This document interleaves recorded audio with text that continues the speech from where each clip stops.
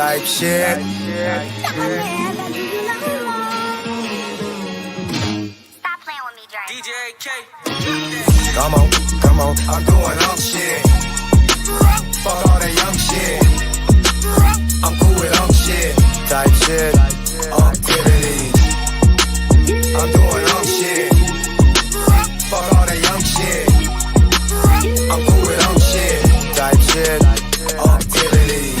Posted up on the island with a bitch. They call me cause I ain't on that dumb shit. Yeah, I'm rich, but act broke with a bitch. Duval day, I really do it for the kids. Getting checks, never gotta work a job. No Viagra, dick still get hard. I can make your auntie swipe a credit card. OG in the game, realest that you rep. Aunties get down on the floor. Show these poor ass hoes how it go. Back it up like Freak Week 94. Is she under 24? It's a no. Come on, I'm doing shit. Fuck all that young shit. I'm cool with shit. Type shit. Activities. I'm doing shit. Fuck all that young shit. I'm cool with shit. Type shit.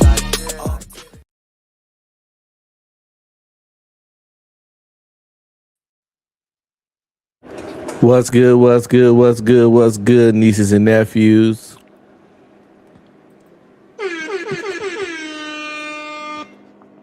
Welcome back to Insomniac Theater. Shout out to all my night owls. Shout out to all my people that can't sleep. Shout out to the replay gang, the people that watch this at whatever time. Y'all are appreciated too. But right now, while I'm live, is for all the Insomniacs on this good old Friday night, Saturday morning. Shout out to y'all. Y'all some real ones. You know, shout out to the people that work the graveyard shift, but they off tonight, but they don't want to mess with their sleeping patterns. Shout out to the people driving on the road, because they be driving them big trucks at night. And shout out to the people like me who just nocturnal as fuck. At this point, I'm so nocturnal, I might as well be a vampire. If I got bit by a vampire and couldn't walk in the sun again, that shit would not change my life that much at all. You can't make this shit up. You can't make this shit up. For real. Anyway, as you see, it's Insomniac Theater. You out here doing some reviews. We're gonna be ranting, real talk, unorganized as shit. Cause who really trying to be organized? What's going on, Mason? Who really trying to be organized at 1 in the morning? See, right now it's 1 o'clock. And what your grandma used to say, the only thing open past 12 is Waffle House and legs.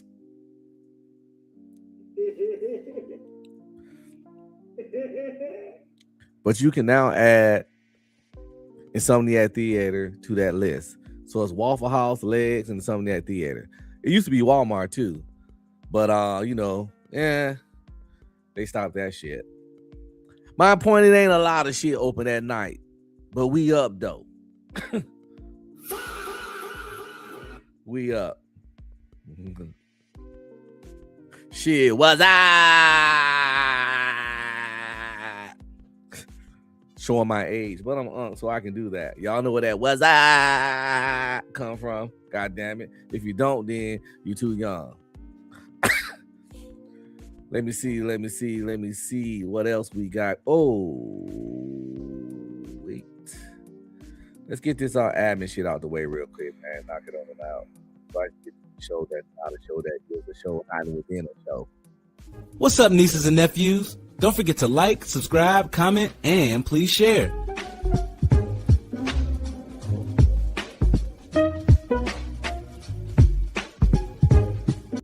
If you want to support, hit up my Cash App at $UncB Streaming. Any donation would be greatly appreciated. Thanks in advance. Shout out to all my people checking me out on Rumble. Don't forget to like, subscribe, comment, and please share. Show some love, y'all. Give a nigga a break.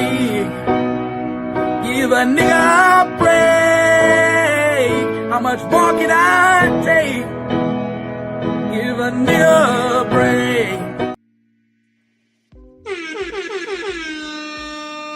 Give a nigga a break. What's up, people? Insomniac Theater. Yo, we going to have some fun. You know, I'm all over the place. We might be talking about relationships. 1 minute, we talking about zombies. The next thing you know, we fucking looking into some shit about fucking psychology. Who knows? We know when you're up late like this and you got insomnia, you can't sleep. Part of the reason is that your brain just active as fuck at this time of night. So it's all over the place. I'm gonna be on one until this edible kick all the way in. Yeah, he get the pass, man, because he was singing it so good. He was singing it so good. We let him live, you know. Give a nigga a break.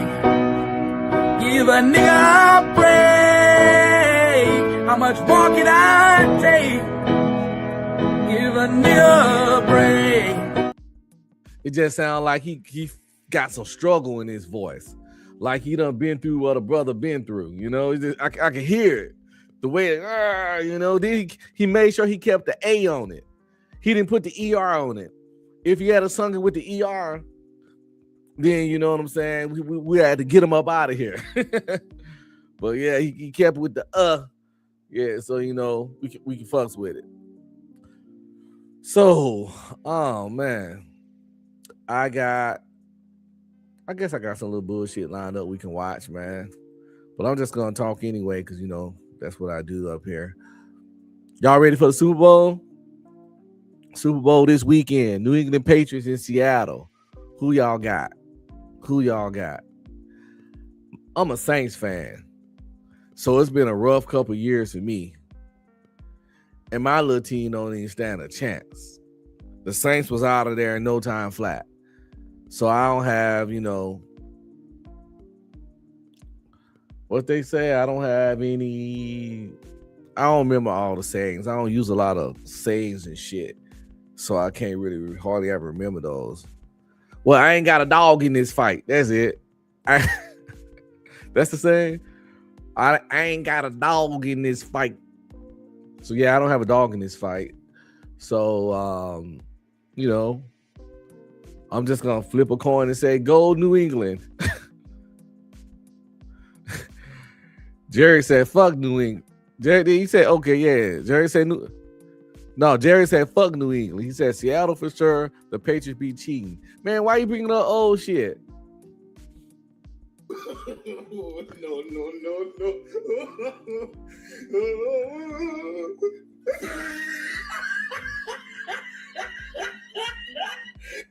Why are you bringing up old shit, man? You know, Deflate Gate, and you know what I'm saying? Sneaking with the cameras and shit. Hey, that's dust in the wind. That was under different. That was Belichick stuff, you know. I don't think they cheat now. I don't know. Like I said, my football season been real fucked up, and I barely watch games because I couldn't count on the Saints. You know, they be raising my blood pressure and shit. Oh my God! Saints can be 21 into 0 at the half. In some kind of way, come the fourth quarter, you on the edge of your fucking seat because the other team got the ball and just need to get in field goal range to win. And right on the play, 20 seconds before the goddamn clock go out, one of our dumbass dudes do a pass interference. It put them well within field goal range. You can't make this shit up. You can't make this shit up. And that's how the average Saints game go down. And that's why I had to start watching football a little bit because I was too invested. And you got to protect your mental health. It's like being a Cowboys fan. I know they on all kinds of medication because they be going through it. So where we at? What we gonna check out over here? Trust me when I tell you. I found a video on my boy Black Guru, BLK GURU, Black Guru. Please follow his page. He funny, entertaining. He be going live regularly. So I found this on his page. We're gonna pull it to the big screen, to the theater screen. So grab your popcorn, get ready.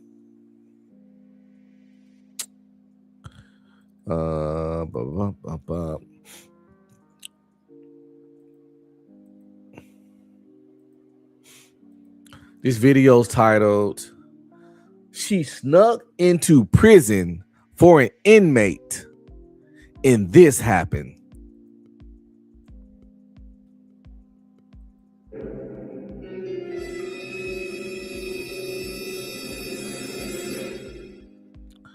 I don't know what this is, but we all can find out together, right? Right fucking now. Let's see. You're not going to believe what you're about to hear. This woman right here got pregnant after she went to visit an inmate that she met on TikTok for the first time. Just wait, the story takes so many twists and turns. You have got to hear this. My God. This is part one of how I got pregnant by an inmate that I met off TikTok on our first visit. This is just a disclaimer. Fellas,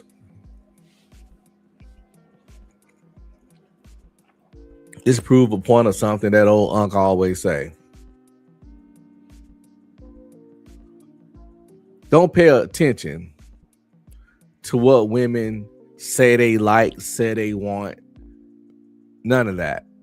Just pay attention to what they respond to, what they react to, what they embrace. It rarely lines up with what they opening their legs to and who they kicking it with. You see it all the time. Women constantly risking, it'd be like women that work at the jail, risking their freedom and career to sleep with a nigga that got a bedtime, a nigga that got lights out at 10. His future ain't looking bright because he got 15 more years in jail. And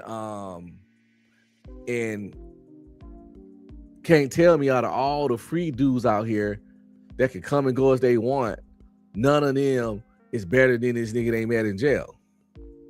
None of them? You tell me out of all the free men in the world, you gotta go to prison to get some fucking dingaling? That's insane.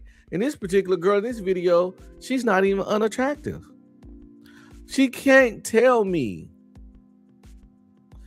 nobody was in her DMs on Instagram or any dating apps or texting her or hollering at her on the street that wasn't a goddamn inmate.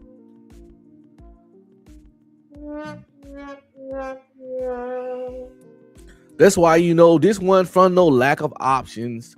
This wasn't no mistake. There was a full conscious decision to, above all that's available, go date an inmate. Now, the story says she met the inmate on TikTok and went out to see him. I mean, you going to see nigga? How does TikTok even work? I get you meet somebody on some social media. TikTok is weird to meet somebody on TikTok. I thought, for some reason, I thought she was Snapchat. But, and you'd be like, yeah, I want to come see you. And then they give you their address and it's in a prison. Like, or they be like, yeah, come see me at the jail. Emotional damage. Well, first, maybe we need to know what this nigga in for. So maybe she got some information like what he in jail for. It don't really change the situation because there's just too many free niggas out here. Because when you dealing with niggas like this, they in jail right now. But even when they get out of jail, they got a whole bunch of obstacles and they fruit chain looking bright. Now, I'm not saying people can't go to prison, come out as fellas and shake back and be great and awesome. It's some that have done that and had more money than However, that's a gamble that you don't have to take. But let's find out why she did it though. about to hear this. My God. This is part one of how I got pregnant by an inmate that I met off TikTok on our first visit. This is just a disclaimer. I don't need anybody in the comments telling me that I'm stupid, telling me that I'm dumb. Like, we all make mistakes. We've all done something like this. It's life. It happens. You know, I really don't understand you, Joe. We all made mistakes. We've all done something like this. What the hell?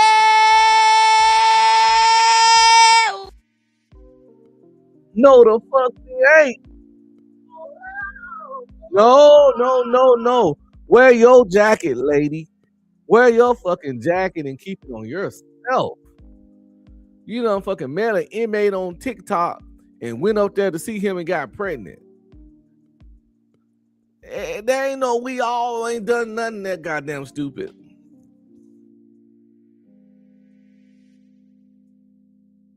Something like this. It's life. It happens. You know, I really don't understand you jokers. Every day y'all expose y'all business on the internet and then you say you don't want to be judged. I don't know. Is she telling the truth? She said y'all are all out here doing stuff like this. Say back in probably May of 2024, I was scrolling on TikTok and I seen said inmate. And when I tell y'all, he caught my eye because not only was he fine, he was silly. And there you go, fellas. There you go, fellas. I might have to clip this shit up and show it and play it for all the dudes that said niggas just be using talking points and they hate, you know, red pill or anything close to it and all that kind of stuff. You heard it right here. They ain't got no real rules, guidelines, or standards in most cases. Standards are for the guys they not attracted to. When they good looking and fine, they can literally be in fucking prison.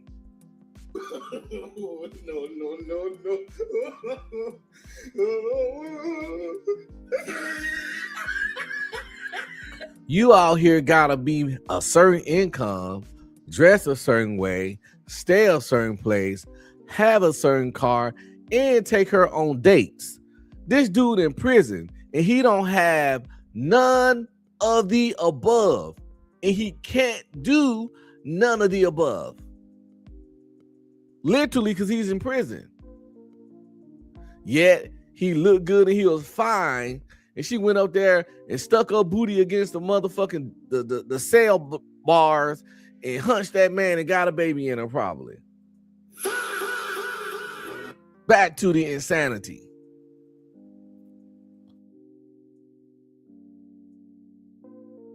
And I seen said inmate. And when I tell y'all, he caught my eye because not only was he fine, he was silly and funny too. So I said, I'm gonna download this app and I'm gonna hit him up. This is the video right here, Pop.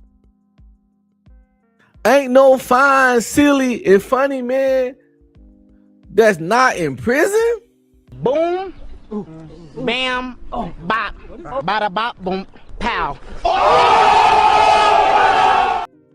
What we witnessing right now is CMS, trademark right here, CMS, coochie mismanagement syndrome. But that's what we witnessing. It makes you fucking crazy. It makes you dumb. You don't make no sense. Illogical. There's no way you can sit sane of mind and think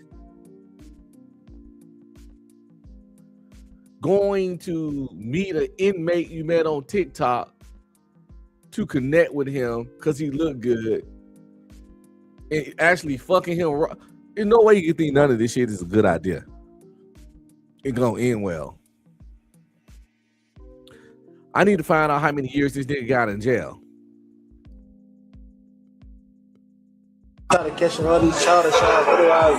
So fine, silly, funny, and locked up. Got it. After that time passed of us getting to know each other, us talking, going through the work, we decided that we were going to be exclusive. We were going to be serious. I really liked him. He really liked me. Hold up. They found out they was going to be exclusive. This nigga in prison. He better be exclusive to you. If not, he motherfucking. They decide to be exclusive. Like he had a choice. The only other choice than being exclusive to her was bending somebody over or doing the goddamn bending.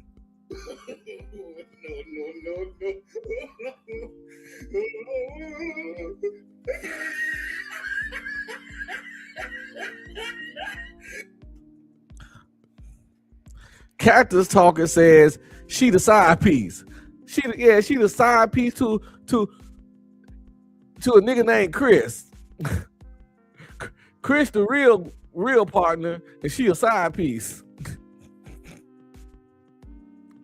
Dennis the real partner. He cheating on Dennis with her.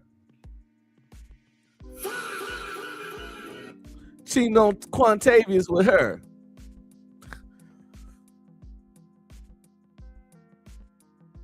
What's going on, Keon? I'm over here talking this shit, man. Keon, this woman right here, this not a good thing, but you'll see it when I play this black sister right here. Pretty black sister, nice brown skin. She went to a prison. She met a nigga on TikTok, went to visit him in prison, and got pregnant by him. Said she saw him on TikTok, and he looked so good and so fine, she had to hit him up and message him. And then they started talking. And that's where we are right now.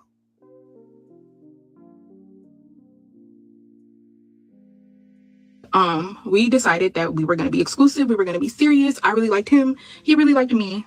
And it went on from there. What do you mean exclusive? Y'all are some goofy birds. You think this man that's locked up is only going to be talking to you? We were talking for about maybe 6 months before I decided to go and see him and get approved to get on his visitors list. So I got approved to get on his list, and about, I want to say it took a month. No, 2 months for me to actually go see him. She thought we weren't going to catch that slip. First you said y'all was talking for 6 months, and then you try to put in the video on the screen. It was a year and 6 months. Now it's 2 months that you finally got to go see him. I think you was talking for 2 months or less, and then you went to go see him. I get to the visit to go see him. He looking at me, I'm looking at him. He looking good, I'm looking good. And he like, what the fuck can look good about a nigga in a prison suit?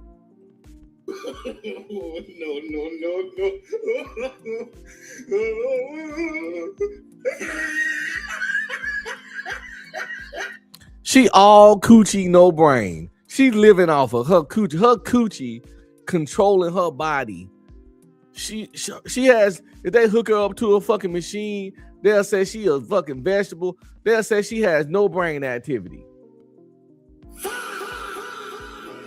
But you hook something up to her coochie, they'll say that shit hot and throbbing and ready.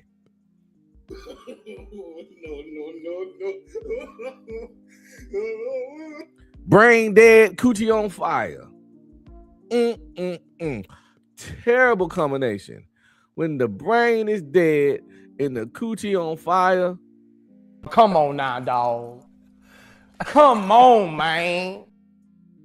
Bad decisions get made, just like seems like this woman made. We're gonna let her rock on out. So right now, she done finally went to jail to see the insidious Nug Nug. And he in his prison motherfucking oranges, and she said he looking good as hell. Let's get to the rest of the story. like, damn, you look better than your pictures. And I'm like, same, like, you look good. Like, you look better than the video visits and the pictures that we had exchanged and seen of each other online.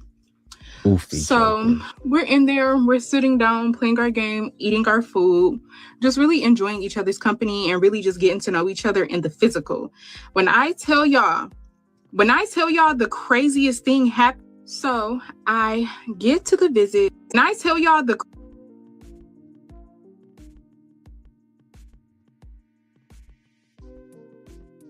No, instead of putting all that oil and shit on your face, I think you should, instead of putting all that oil and shit and makeup, whatever you're about to put on your face, I think you should just put some, instead of putting all that oil and shit and makeup, whatever you're about to put on your face, instead of putting on that,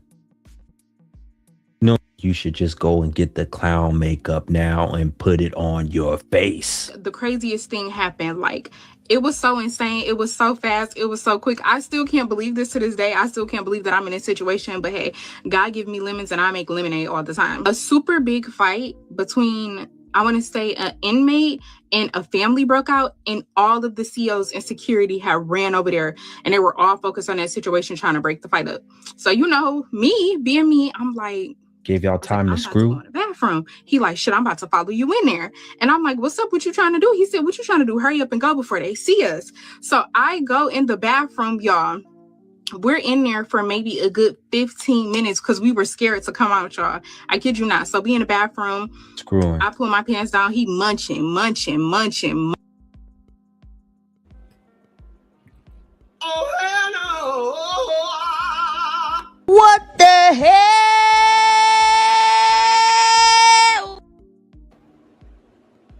Just nasty. A little hunch monster. Just mannish. I'm trying to take it a pound, town. I'm trying to lay that pussy down on the ground. She done gave a nigga like this, put his prison meat in her. You clearly raw. I mean, the story lets you know it was raw because she said the story is I got pregnant by visiting an inmate I met on TikTok. Well, so now then a fight broke out in the jail. The CEOs ran to the side. She went in the bathroom. He came behind her, and now we at the point they're in that raw dog. Well, he munching the box now, about to hit it raw, obviously. In the thing. Now, hear me out. If they were to get caught, he getting in trouble, getting additional time, and she getting arrested and going to jail too. But when you thinking with your coochie and not your brain, that shit didn't even cross her mind. She saw that prison nug she met on TikTok for the first time and saw an opportunity to hunch with him, and she took that shit and ran with it. And that's where we are now.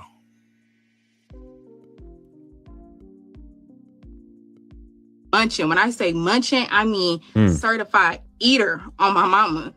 So we do what we do or whatever. And I'm like, where did you come at? And he was like, well, what you mean? I'm like, where did you come at? He was like, in you. You know, I'm having a loss of words more and more for these jokers. Ugh. Stranger inmate skeeted in her, yo. He probably was just in some boo day the other night. Boo day.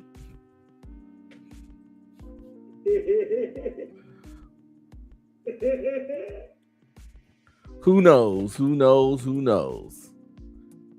So, okay, she done let the inmate hit. He busted in her raw. Let's continue. Every time I do one of these videos, I had almost passed out. I was like, why didn't you pull out? He was like, what you mean? I thought you said you wanted to marry me. I thought you wanted to be with me. I'm like, yeah, but that didn't mean leave it in. So here we are. What? Me being 2 months pregnant. I find out the gender in, I want to say 6 more weeks. So she done skip all the way to 2 months and just glazed by all the time she had to decide not to keep an inmate's baby.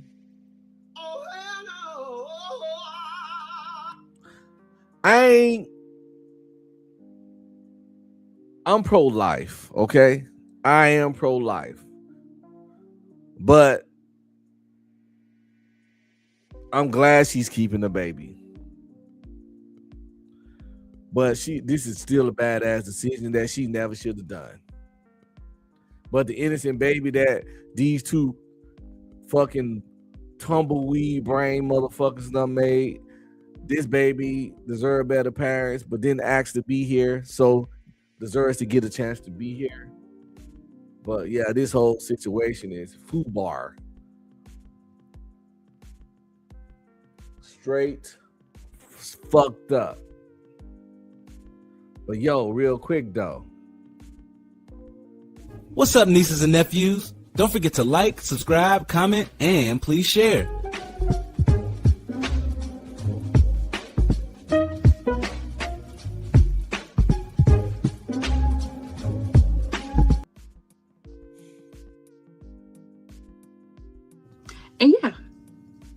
that's how it started. And everybody's asking me like, well, how is he going to support you and the baby while he's incarcerated?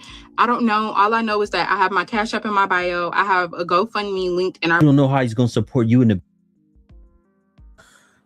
They ask you how he gonna support you, and you telling us what you got in your bio. We not finna help you support the insidious nug baby. He the one hit raw in the bathroom in the prison. He got to shoot up the club. I don't know what that poom feel like. So what the hell I'm gonna put any kind of help or money in your pocket? He got the ski. He got the good time. Now, after he get done doing his time, he gonna have to pay. This is crazy. This is crazy. I hope nobody sent her a fucking nickel. You're gonna go do something that obviously irresponsible, then got the audacity to come ask your followers for money. Something wrong with these people. These people are fucking full-fledged narcissists and sociopaths. This is nuts. To even take your fucking so-called brain, we know she got a pea brain, but just to put those words together in your head and then regurgitate them out your cock-sucking mouth, it's fucking nuts. You can't make this shit up. You can't make this shit up.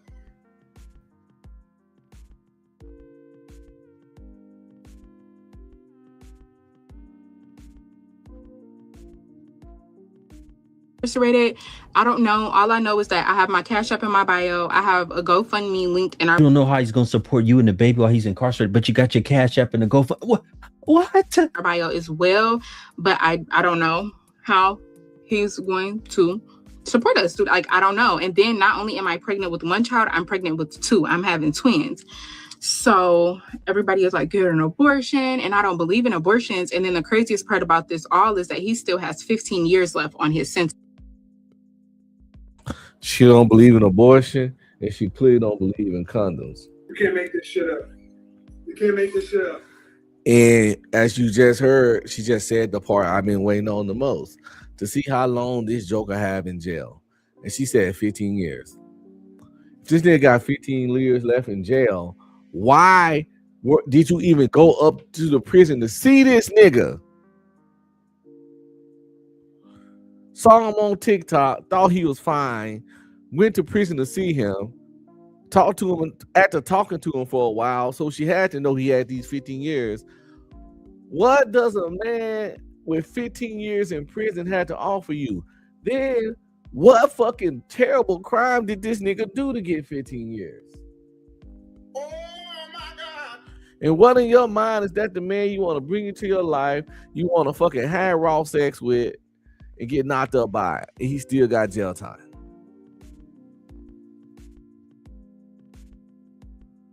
15 years.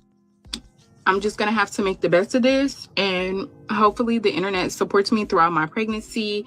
Maybe I could get enough donations. The baby shower and gender reveal that I want is totaling to, I want to say, you know, folks, I want to believe this is a scam, what she's doing right. I want to believe.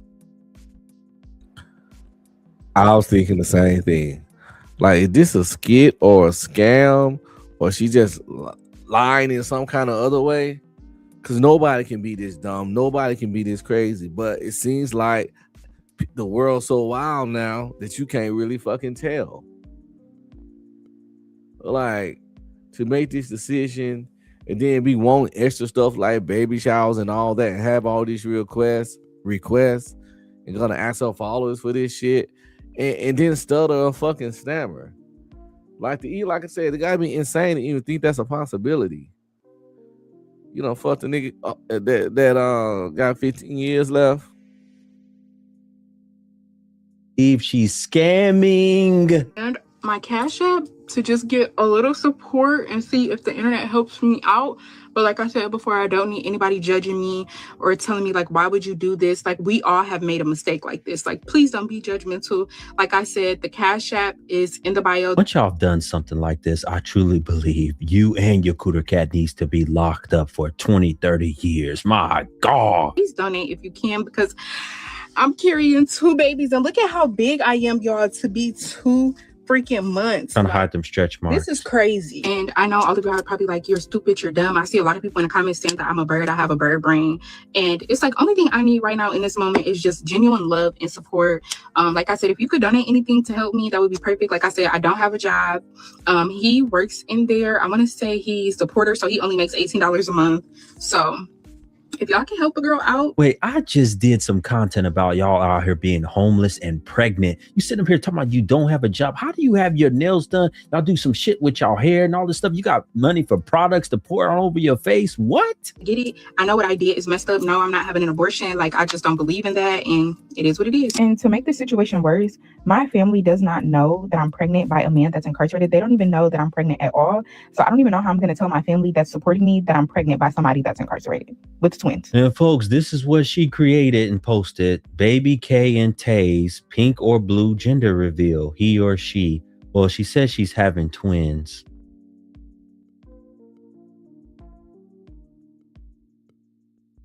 The gender reveal is supposed to be on March the 20th, baby shower on May 23rd. Gender reveal is supposed to be on March 20th and the baby shower on May 23rd. I'll leave out the most important part.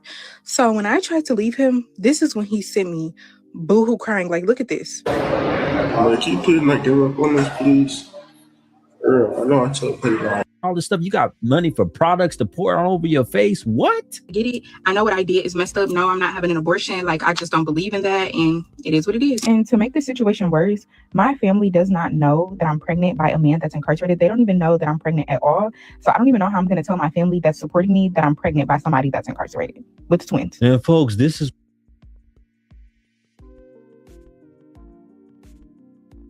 the gender reveal is supposed to be on March the 20th, May 23rd. I'll leave out the most important part.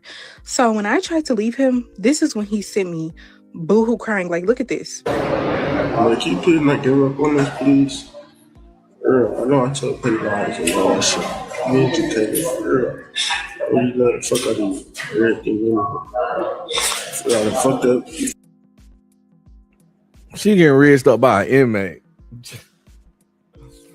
Be out here giving a free nigga the blues.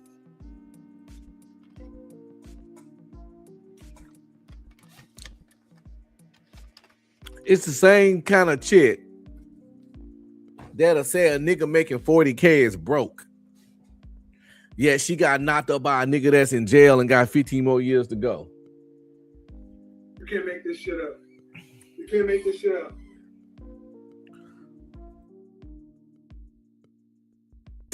All right, bro. I'm mad at me. Damn. Don't leave me for real. Let the fuck out of you. After that, I really didn't want to get rid of my babies. Like, who would want to get rid of their babies? After falling in love with somebody, meeting them, y'all have your interaction, you get pregnant. And then we did have like a little mishaps in between. And I told him I was going to leave him. Y'all had y'all interaction. Is that what we call it?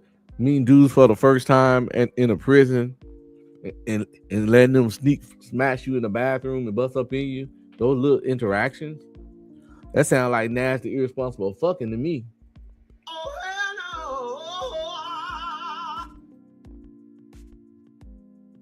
I was getting rid of the babies, like, you know, forget him. And he sent me that video and that really made me feel like, I'm not getting rid of my kids and I love my man and I'm gonna marry him. And y'all have to stop judging me like y'all haven't did this before. Y'all haven't been in a situation like this before. I'm convinced if you switch this Joker's brain with the brain of a mouse, she might be better off. Somebody keeps asking me if this is a prank, if this is a joke. As much as I want this to be a prank and a joke, y'all, it unfortunately is not. Like, this is my reality. And I feel like if I was one of those women who's getting on the internet, like if I was a crackhead, you get what I'm saying? Or if, you know, if I was a struggling single mother with multiple kids. You make crackhead decisions and you about to be a struggling single mother with multiple kids. You say you having twins. The nigga you having with got 15 years in. You're going to be struggling. You're going to be a single mother. And you're about to have multiple kids. So you pretty much, if you're not exactly everything you just listed right now, but you set the path pretty fucking clear to get there. It's like I wouldn't have no problem supporting you, but because I came up here and told my truth about what happened, me not having a job right now and being pregnant with twins by a man that's incarcerated, I'm receiving so much backlash. Like, I don't get it. But I promise you, if I got on here with a dirty house, 12 kids, or if I was on drugs, entertaining y'all with Mr. T, like how y'all support other people, it wouldn't be a problem. And I know that I chose to get pregnant on a visit by a man that I met for the first time on TikTok. I know what I did was wrong. I don't need nobody scolding me like they're my mother telling me what I did was wrong. Like, I know what I did. But in the heat of the moment, when you're with somebody that you really like and that you love and build emotions up with through a phone. CMS. Coochie mismanagement syndrome. Coochie mismanagement syndrome. You'll often hear phrases like, in the heat of the moment. What? This is your life. In the heat of the moment is when you're supposed to have your best control of your coochie. If you don't, you end up in situations like this.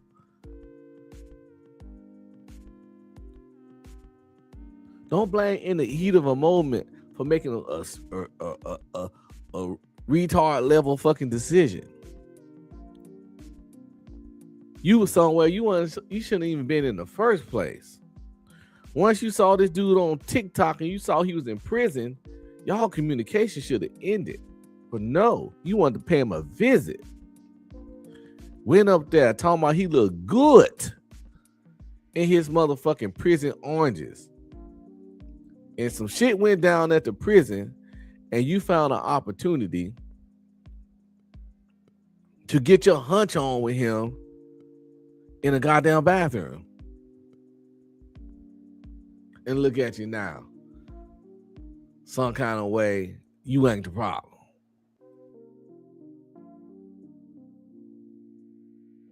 Y'all wouldn't take that opportunity? Y'all wouldn't take that opportunity. What? Y'all asking me, is this video right here? Like, keep putting that camera It's fake. please. No, y'all seen Boo crying with tears coming out his face? I was literally going to leave him and get rid of the babies. But that video changed my trajectory, and we had a very long conversation. I'm proposing a new show. If anybody's watching has the power, have influence to put me on the show, please put me on the show. Let me host it, called I'm Addicted to Jailhouse Dick. Why did I get pregnant with him knowing that he had 15?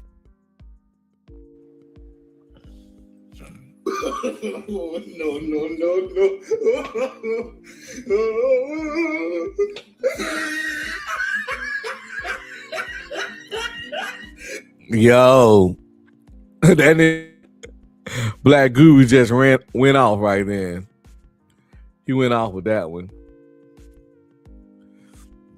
And run that shit back. That nigga sick of this shit. But that video changed my trajectory, and we had a very long conversation. I'm proposing a new show. If anybody's watching has the power, have influence to put me on the show, please put me on the show. Let me host it, called I'm Addicted to Jailhouse Dick.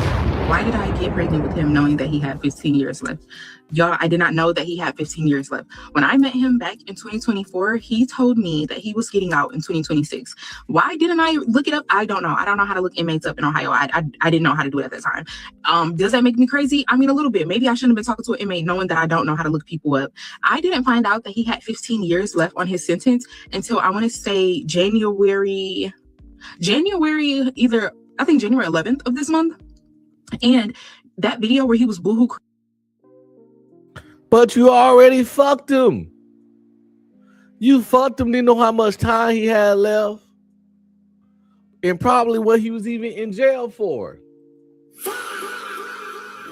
You don't let him put his penis in you and put his DNA inside you and knock you up. Put his seed in you.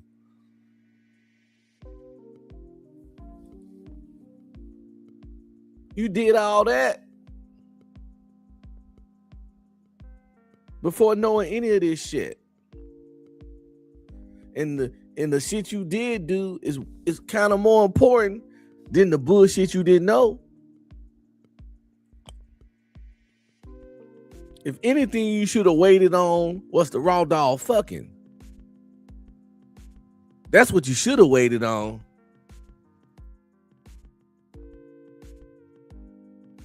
Crying, that's because I told him I was going to leave him, because it's like, why didn't you tell me that you had 15 years left on a sentence and now here it is, I'm pregnant with babies? Like, why didn't you tell the truth from the beginning? Like, that's why he was boo-hoo crying, talk about he messed up, everything else, please don't leave him. Like, I genuinely didn't know that he had 15 years left. He lied to me. Y'all keep asking, why won't I abort it? The answer is because of my religious practices. I don't believe in abortion. Religious? I gotta say it before you, Black Guru. religious preferences. Where your religious preference does it say fuck a nigga the first day you meet him in a prison bathroom? You can't make this shit up. You can't make this shit up. If I knew that religion, tell me what that religion is, because I'm gonna go back in the past and tell my past self to only fuck with bitches that practice her religion. The religion of fucking niggas that ain't got no car, no job, no money, not even a freedom on the first day you meet them in any place you can hunch them in, even if it's public. What religion is that?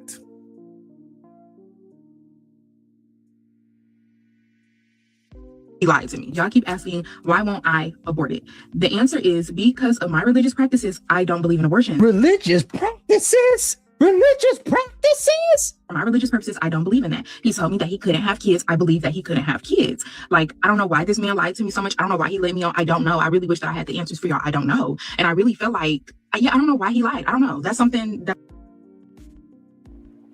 The man is in prison, woman. What the fuck do you mean you don't know why he lied? He doesn't have good character. He's not a good person. He doesn't follow the rules.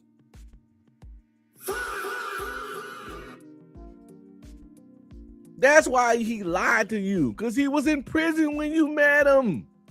The fuck? Emotional damage.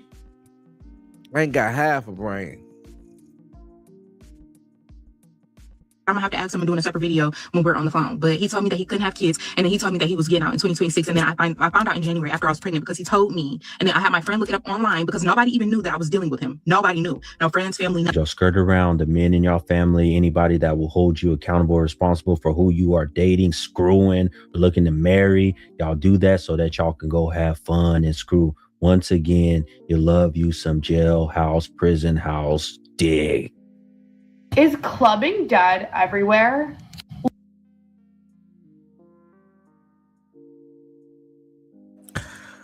I guess that inmate did keep them hoes sick.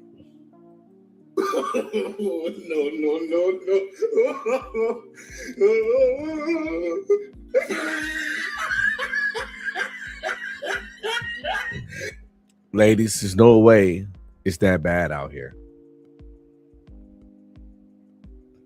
There's no way it's that bad out here. If you want to support, hit up my Cash App at $UncB Streaming. Any donation will be greatly appreciated.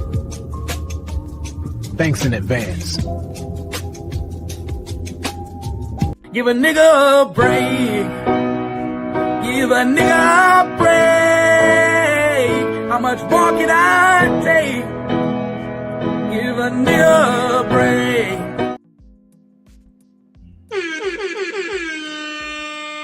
That was fun. That was fun. That was entertaining. What can we check out next? Trust me when I tell you, you're not gonna believe. Of course, I wanna talk my shit and ramble and rant as we do that. Oh man, I was talking about the Super Bowl earlier. I ain't say who I got. Oh yeah, I said I was gonna flip a coin because I don't really care about none of that shit. What do y'all think about the y'all think the Super Bowl halftime show gonna be good this year? They got Bad Bunny doing it. I'm not a fan of his music. It's not my genre, obviously. Plus, he do mostly Spanish songs and no habla español.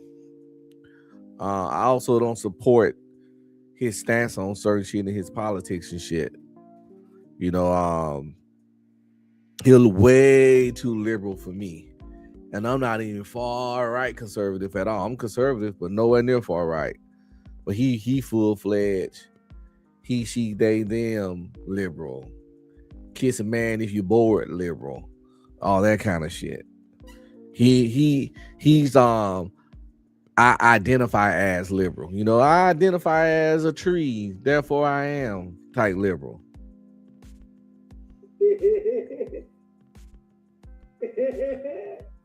So I don't want to hear or see whatever kind of agenda LGBTQT plus AB plus 5, love who you love, screw you who you screw, do who you do. But like you got the right to do that, I got the right to not support it.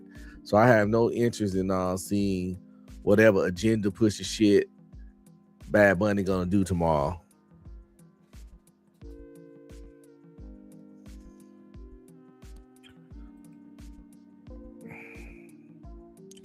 So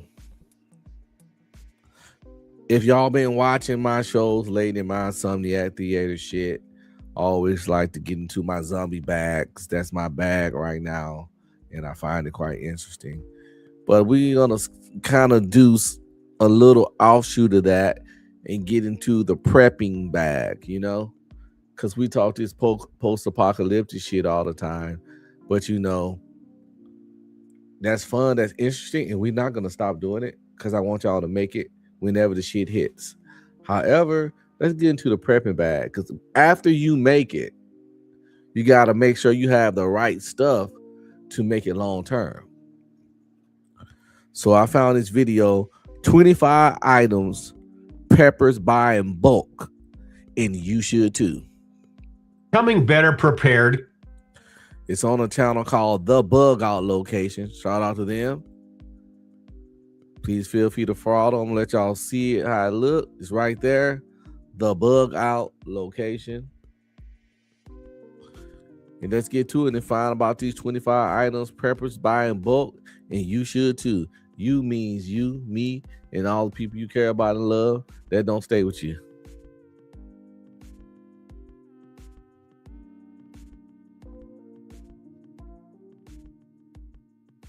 Prepping and becoming better prepared can get pretty expensive, but if you do it correctly, over the course of time, you can save quite a bit of money. Buying these items that we use on a daily basis in bulk can save us a whole lot of money, and this is the biggest part that can save you money. Buying these consumables, things that we use on a daily basis in bulk, is going to be a whole lot less expensive than buying single packs, as well as you're not going to make as many trips to the grocery store and you're going to save a little bit on gas. So today I want to talk about some of these consumables, some of these items from food to supplies that we use on a daily basis that we can buy in bulk and save quite a bit of money on. And I'll start with the big one here, and that's the food items, because I think this is the section where we are going to save the most money. And the first one I've got here is canned goods. And canned goods, as long as you go through these, you can stockpile quite a few of these. And just like everything in your food storage, it's store what you eat and eat what you store. But canned goods, we make a lot of recipes with different types of beans, so we can stockpile a whole bunch of beans. You can go to Sam's Club or Costco and buy in bulk and get a much better deal than going to the grocery store and buying a can or two here and there. Beans are a good source of protein and definitely be something cool to have in an apocalyptic situation. Good source of protein, they're filling. And if you don't even got the canned ones, if you get the bag ones, I think those stand for a long time without going bad. You know, just the hard beans in the bag. Of course, you know, you have to boil them, but you know, that's just fire a pot in water. And if you don't have that when the shit hits in any kind of post-apocalyptic situation, you're already off to a really bad start. You can't make this shit up.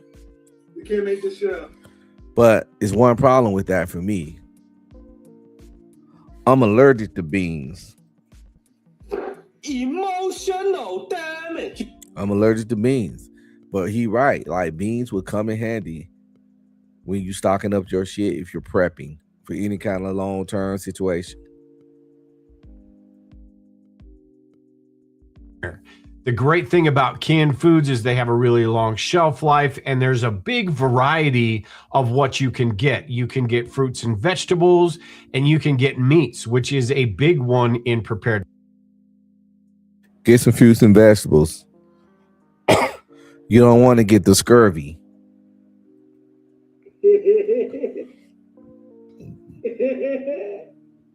Remember we talked about that scurvy the last video. Them side effects, them symptoms, whatever other scurvy, That shit ain't what you want. Ugh.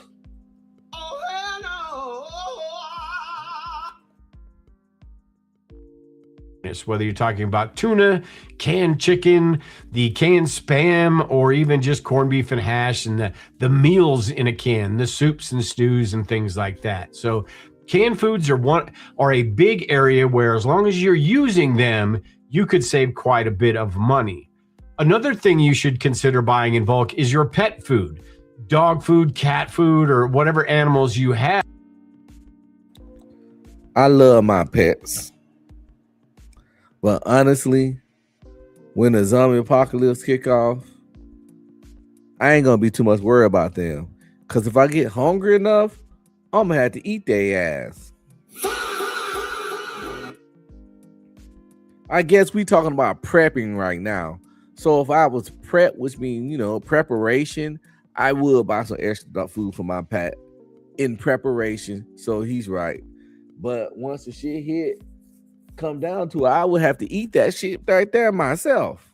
I'm out there eating motherfucking Alpo.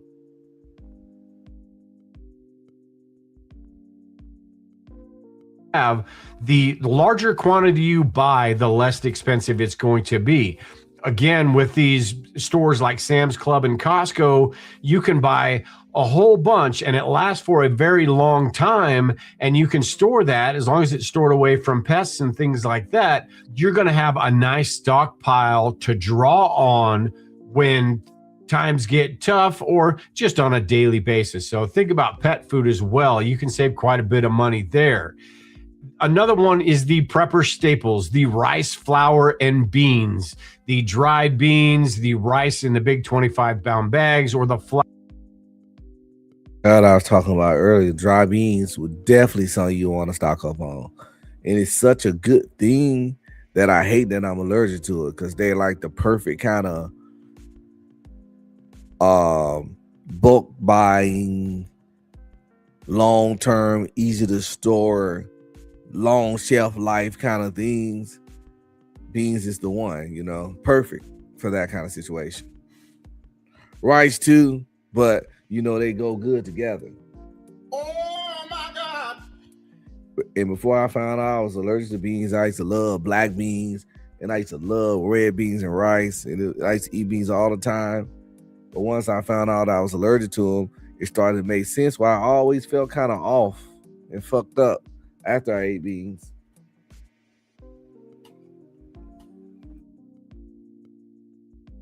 Flour. Again, this is something that if you use these, you can store quite a bit of these. Now, the rice, flour, and beans, none of them are really expensive in the first place, but having a lot of these stored could be really helpful. The rice, we use rice all the time, so storing 25 pounds of rice and putting those in Mylar bags in a 5-gallon bucket is really nothing, and those will last we'll use those before those even get close to expiring. The same thing with flour. Now, dried beans, we don't use very much because we use the canned beans. That's really a personal preference, but rice, beans, and flour can save you quite a bit of money and save you those trips from just having to go to the grocery store all the time to get a little bit more. One of the big ones that can save you a whole bunch of money by buying in bulk is meat. I did a video a little while back and I bought some different grocery products, and then Remember, what we're looking at here is 20 items preppers, i.e. doomsday preppers, buy in bulk. And he says you should too, as in you, me, us, we should also buy these things in bulks.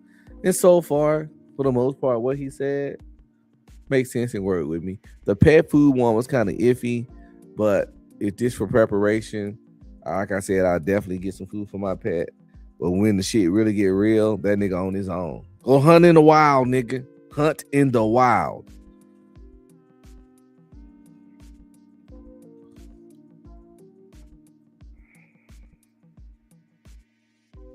I'll be doing a video pretty soon on how the prices of those have gone up. And pretty much everything from the grocery store other than meat has stayed about the same. Inflation brought everything up, and then it's basically stayed even since then, other than meat and beef specifically.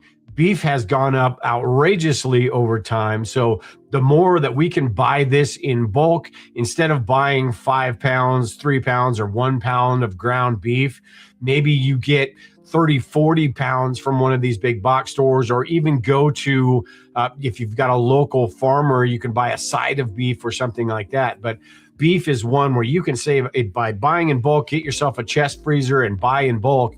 You can save a whole lot of money. Now, chicken and pork, those have gone up as well, but not as much as beef has.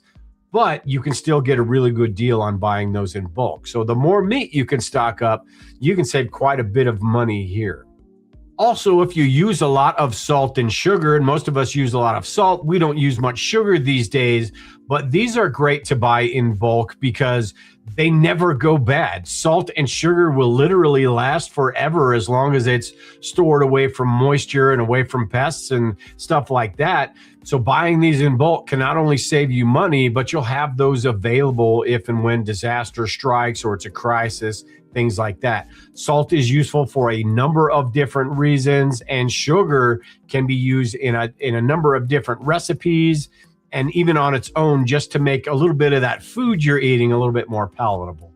One that's really important for me anyway, and probably a lot of you out there as well, is coffee. And coffee is something that we can buy in bulk because it will last a while.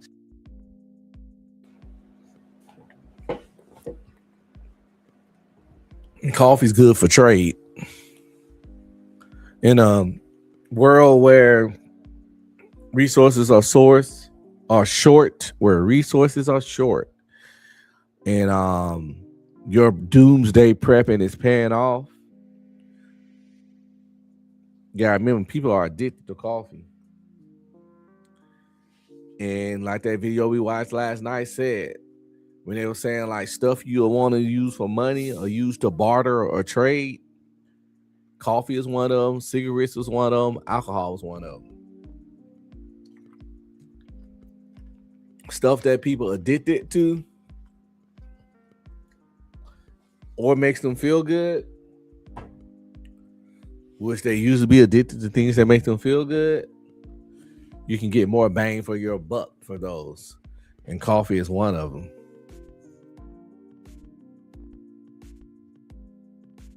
We go through quite a bit of coffee. One jug of coffee we can go through in a couple of weeks here. So having 10 or 12. See, goddamn, they coffee heads, yo. Can you imagine like them not having no coffee, but you having a bunch of it in the month? Like you might now listen. When it comes to having the good supplies in the doomsday post-apocalyptic situation, you always got to understand that you got to protect your shit. Your shit can easily become the next person's shit if you ain't about that life. So it's good to have the shit, but we got to understand that having the shit also makes you a target. So if you have the shit, you got to be able to keep the shit. All of these really isn't that big of a deal. Another way you can make these last even longer is by the coffee beans rather than the coffee grounds. And coffee beans will last 5 times as long as these coffee grounds. So you're looking at, 5, 6, even longer, depending on how it's stored, years for coffee beans. You need the grinder, but honestly, it tastes a little better, I think, anyway, as well. So coffee is one of those that you can save quite a bit of money on. Buying one can here and there can get pretty expensive, but if you buy 4, 8, 10 cans, you can save quite a bit of money every time you go to the store and purchase these. Something else, and this isn't for everyone, but freeze-dried foods can save you quite a bit of money too. Now, this seems a little bit counterintuitive because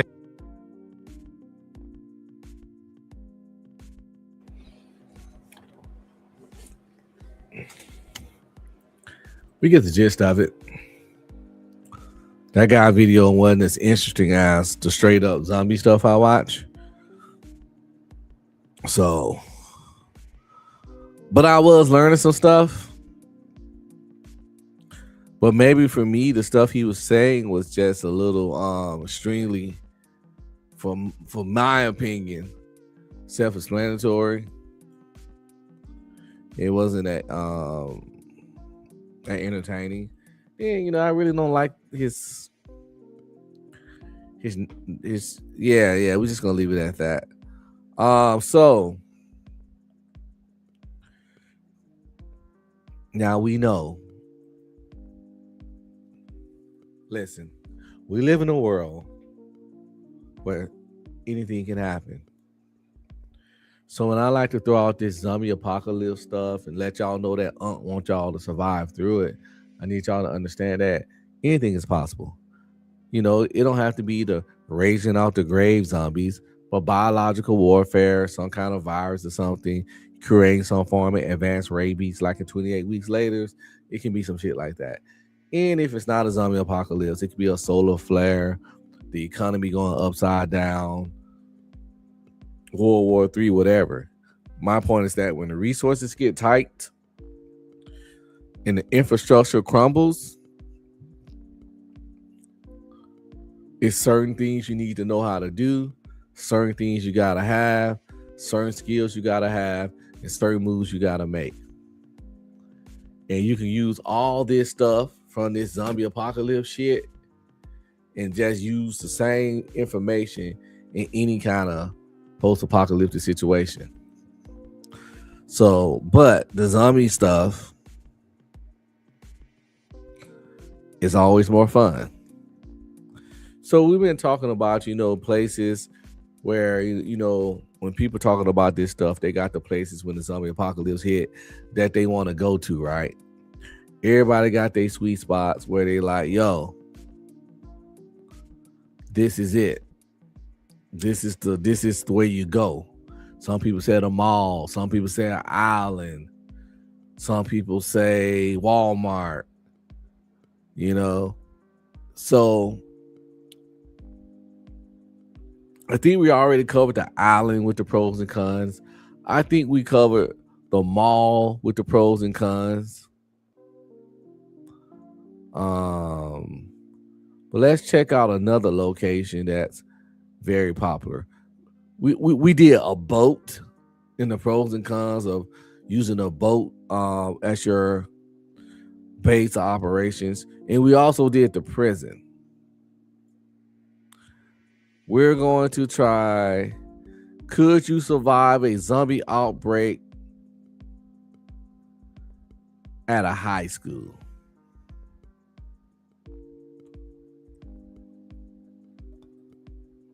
We've all spent at a high school, because I've seen that in movies too. I've seen that play out in movie where since the high school was the biggest location in the city, everybody like met up there and all the groups was at the high school because, you know, they got the cafeteria and it holds a lot of people and got a lot of rooms and all that kind of stuff.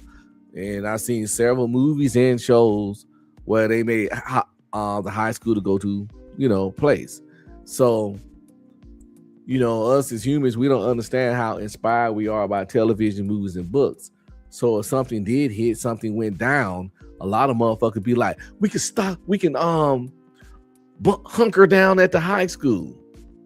Because and they don't even know where that great idea come from, that it probably come from movies and shit. So let's look at the pros and cons. Let's see if you survive a zombie outbreak in a high school. Is it a good location? Is it a good choice? Or is it just, you know, some movie shit that we came up with and we follow?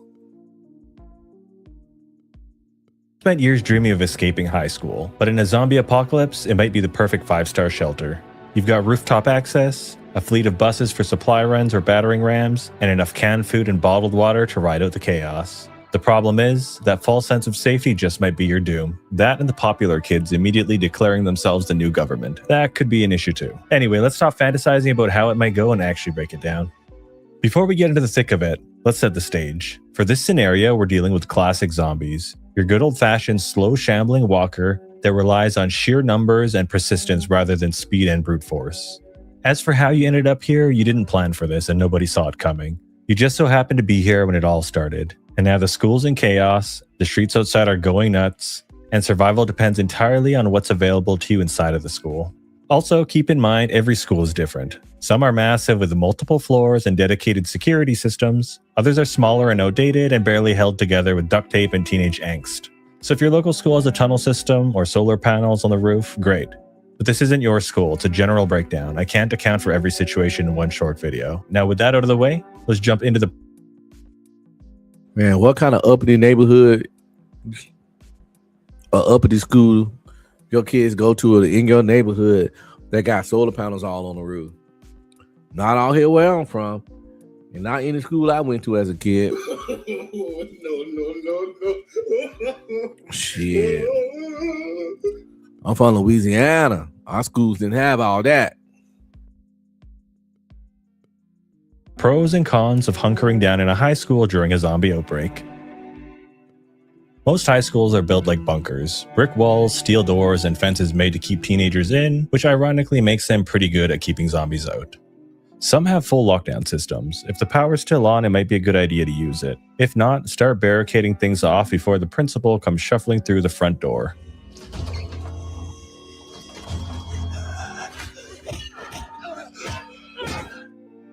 Flat rooftops give you vision. You can scout the area, watch for movement, or leave an SOS signal for helicopters that probably aren't coming. But rooftops also give you options. You could try to collect rainwater. You could even try to set up a small rooftop farm with planters, buckets, and whatever soil you could manage to carry up a flight of stairs.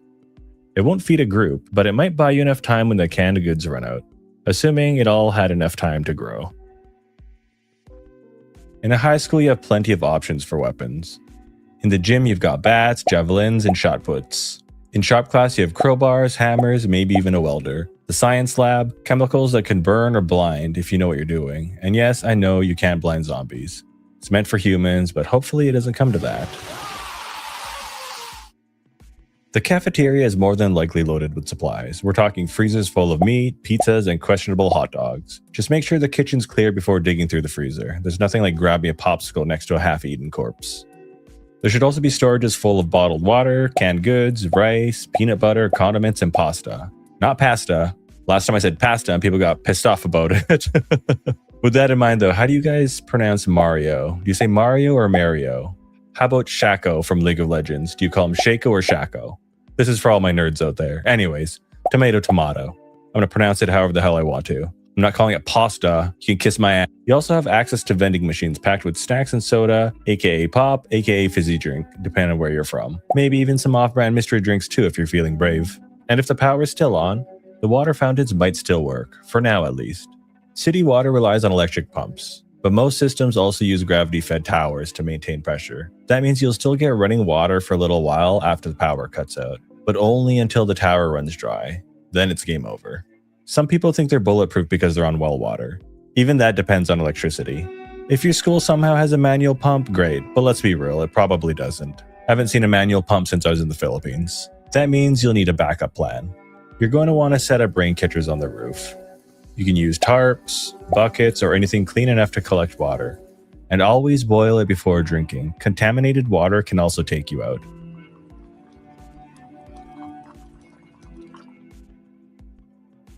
The nurse's office in a high school usually has the basics, like painkillers, antiseptic. So far, so good. The high school looking like a good spot, yo. High school looking like a sweet deal, right?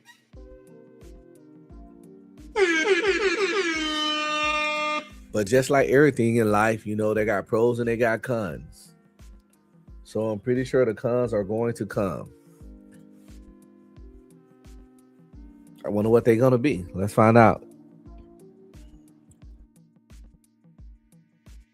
Gauze and wraps. Most high schools also keep first aid kits, CPR masks, AED units, ice packs, and feminine hygiene products on hand if you happen to be of the female species. It's not a hospital, but it's enough to treat injuries and keep your group alive while you figure out your next move.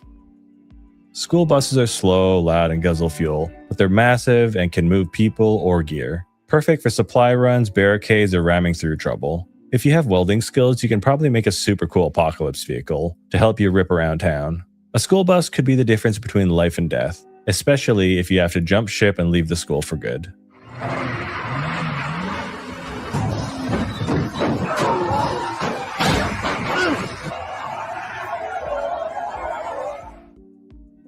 Schools are built to move large crowds. That means long halls with plenty of choke points. Lock down the right areas and you have control of the flow. This only works if everyone follows a plan. If some idiot opens the wrong door, he could end up funneling the zombies towards you instead of away. The library might actually save your life. In here you could find books on first aid, gardening, water purification, plumbing, engineering, and whatever helps keep this place running. Yeah, JM, the school looking sweet, man. And that says something that's really more important: knowledge. There's plenty of knowledge in the school, and knowledge is power. Because it's a lot of things that might need done that you really don't know how to do, and it might not be someone that specializes in it. But with books, you can at least get enough information and know how to make a solid attempt at doing this shit better than not knowing jack shit about it. And with that library in there, you got all that. So far it's been all pros and some really solid pros. Now I know he's gonna have some cons, but these better be some really good ass cons, because so far, even with cons, the high school is looking like a sweet deal. To manage to clear out the zombies and secure it, you're going to want to rebuild, so you better start reading up. You've got a ton of usable space here if you know how to use it. Classrooms are your best bet for organized sleeping quarters. Use them to split up families, individuals, or task groups. Keep the noise down though. Make sure you black out the windows and rotate guard shifts to keep hallways secure. The gym could be your central sleeping hub. Great for large groups or injured survivors. It's open, it's visible, and it could double as a basic care area if things go bad. But packing a bunch of people into a giant open room, that's kinda risky. One infected person in the group, or one breach at night, and it turns into a slaughterhouse. You've got nowhere to hide, nowhere to run, and a whole crowd of half-asleep survivors scrambling for safety. It's efficient, but also one of the most vulnerable spaces in the building if something goes wrong. The auditorium, perfect for morale. You can use it to organize discussion or give people a place to vent. I know it sounds lame and you could laugh now, but mental health is the difference between teamwork or a knife fight over peanut butter.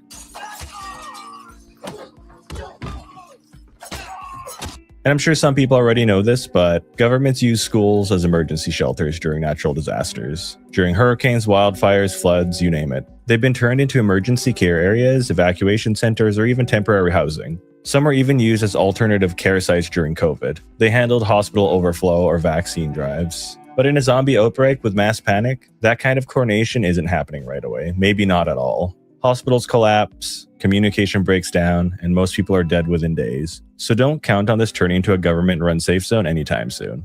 Alright, let's get to the cons now, because this place is sounding way too good to be true. There's always a catch. I completely agree, and I think JM do too. It was sounding way too good to be true. I think the hammer is about to drop.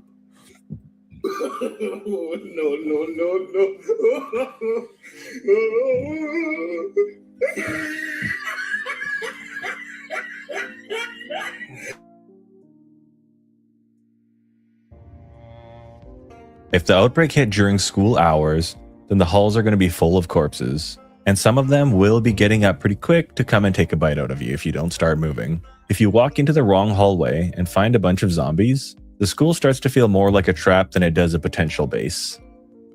Schools have too many ways in. Main doors, side doors, emergency exits, and glass everywhere. And I would want to do this too, JM. I would want to keep my group small. But what he's talking about right now, you would have a problem and I would have a problem with our small groups. It's just too many access points, too many entrances, too much stuff to monitor and secure for a small group. The school has a very similar problem to the mall. Has a very similar problem to the mall. And have a lot of the pros as the mall. But it looks like it's gonna have the same kind of problems. About any school in any country ever is lined full of windows. One zombie sees you moving inside, starts banging, and within minutes, There's a whole crowd pressing against the window. Most schools use a mix of tempered glass and laminated safety glass, which is stronger than your average house window, but still not unbreakable. Bottom line, enough weight, enough pressure, and something's going through that window sooner or later. Sound travels far in hallways. Yell at someone or slam a locker and it echoes down the corridor and possibly out the windows. If zombies are nearby, they're going to hear it, and they will come looking. Sound draws them in. One loud mistake can cost you big time. Although high schools are likely to have a large storage full of dry goods, you can't live off of that or vending machine snacks forever. And without power, cafeteria food spoils fast. Sooner or later, you'll need to grow food or scavenge. If the school doesn't have a fenced-in yard to keep the dead out, your best shot is the roof. If your school doesn't have rooftop access, then things get harder long-term. No power means no heat in the winter, no AC in the summer, no lights, and no running water. Security systems can also fail. Morale crashes. Unless you've got a generator or solar panels, everything falls apart. This isn't a school-specific problem, but it's a problem nonetheless. This place will start to smell. Rotting food, rotting bodies, bad hygiene. People will break under stress. Someone will crack. Someone will hide a bite. Someone will try to take over. Without structure and strong leadership, it could all fall apart. Yo, why when he said somebody will try to take over, he had to put up the "I'm the captain now" nigga.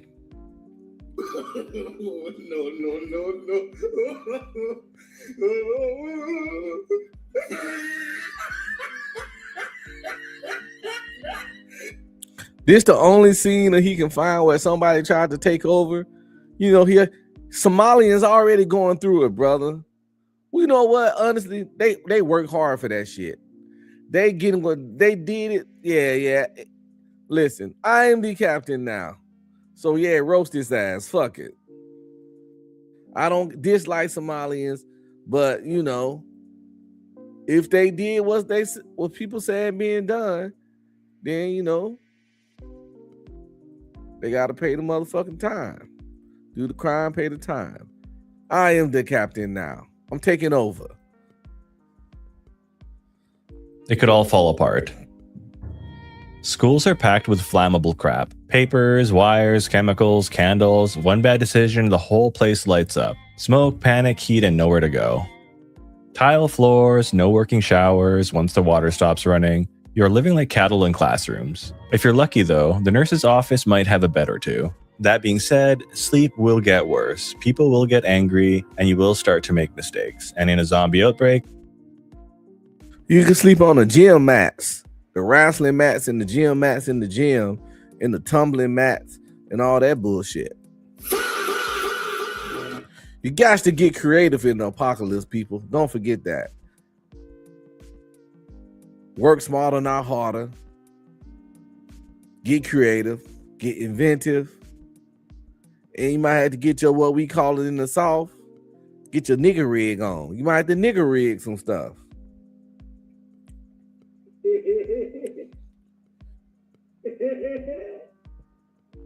A lot of y'all might have grew up so well off, y'all don't know about the art of nigger rigging.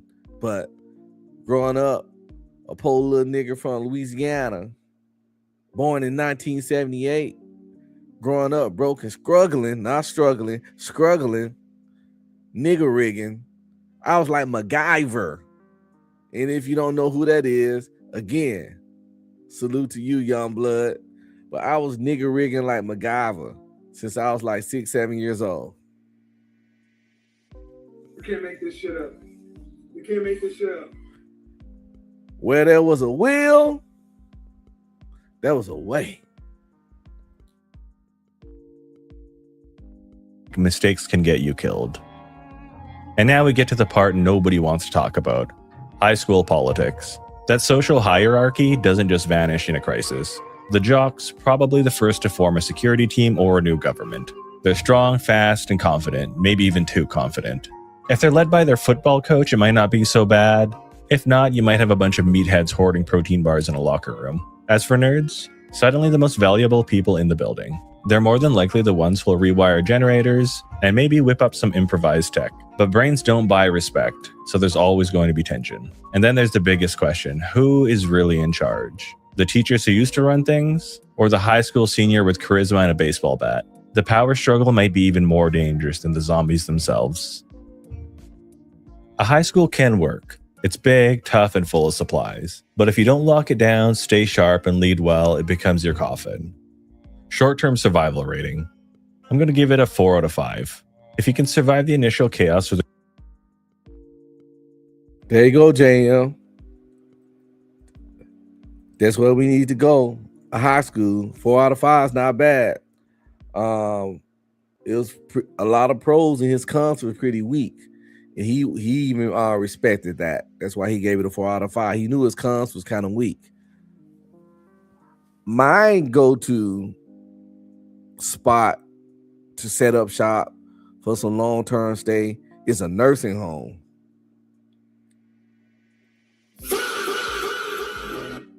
Mine is a nursing home. And I said it before, and I'll run y'all through it real quick.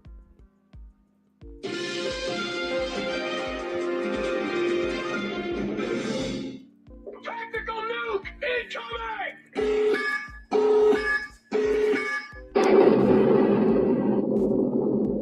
This right here is why a nursing home is my go-to zombie apocalypse fucking setup shop base of operations.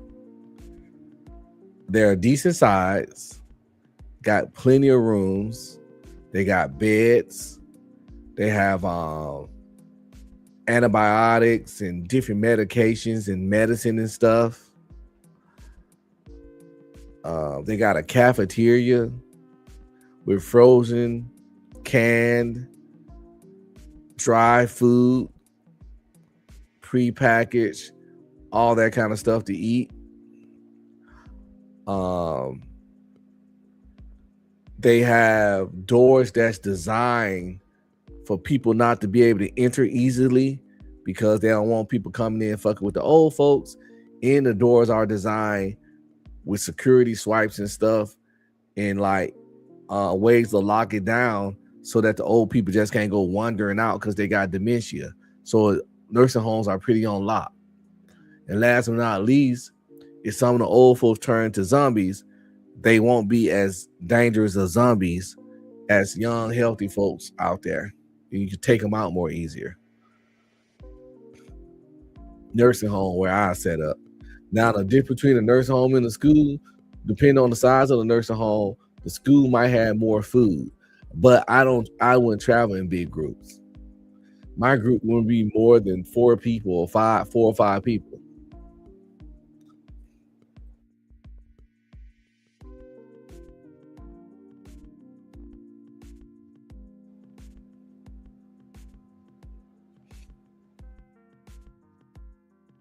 So, y'all, I'm pretty sure, depending on where you stay, they have some really, really, really nice nursing homes. Big, nice, high-tech facility type nursing homes. So if y'all didn't think about nursing home as y'all spot, I gave y'all some really good pros. And I can't think of many cons, kind of like school. The only con would be like the amount of food. But with the right size group, that wouldn't be a problem at all. Like I say, plenty of rooms, plenty of beds, not a lot of exits, not a lot of entrances. And the entrances and exits sometimes be having 2 doors to get in through before you can even get in the building. And they set up and designed to keep people out and keep people in. As bad as you want to say, a nursing home kind of like a prison for old people.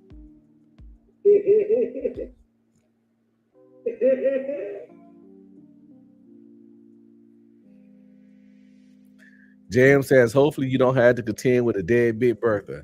I clip her ass at the knees. Yeah. Once you tilt her over a little bit, and then this thing about Big Bertha, especially if it's an undead old Big Bertha. Once you get them leaning a little direction that they're not supposed to lean, gravity gonna do the rest. You can't make this shit up. You can't make this shit up. If you could just knock them off kilter just a little bit, the motherfuckers gonna be like, you just make them stumble up, boom, down. Once they lean a little bit the wrong direction, it's over. Kind of like people with big heads. You ever seen a nigga with a big head? You push a nigga with a big head just a little bit, he gonna go the rest of that direction. Straight up. He can't even help it. Or big head kids, if you even got kids and nieces and nephews, you ever notice how they couldn't make sharp turns when they run? Because their head or had their ass, they couldn't, if they going left and jump right, they still gonna be moving with that big ass head. And then that's why they fall all the time. Telling you, big head ass bobbleheads.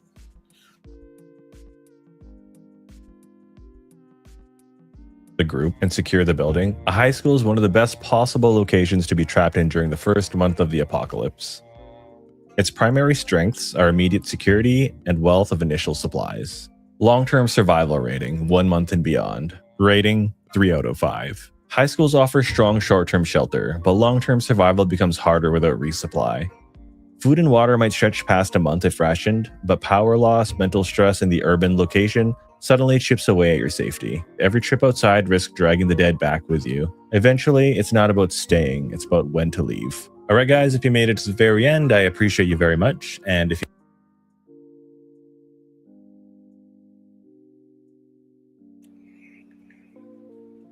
look at you, the school. Great location. And then y'all even got a bonus one in of the nursing home from your boy Unc himself.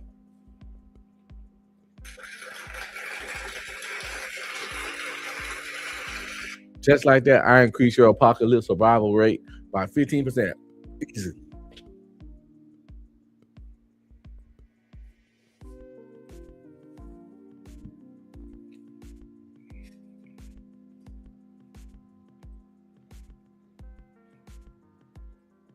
What we got next? Let's see. Let's see what we can talk about right here.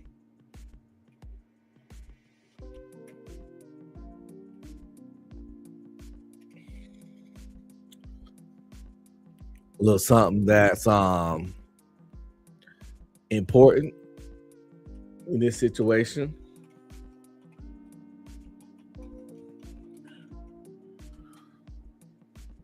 It might save your life. The 7 levels. We're gonna run this.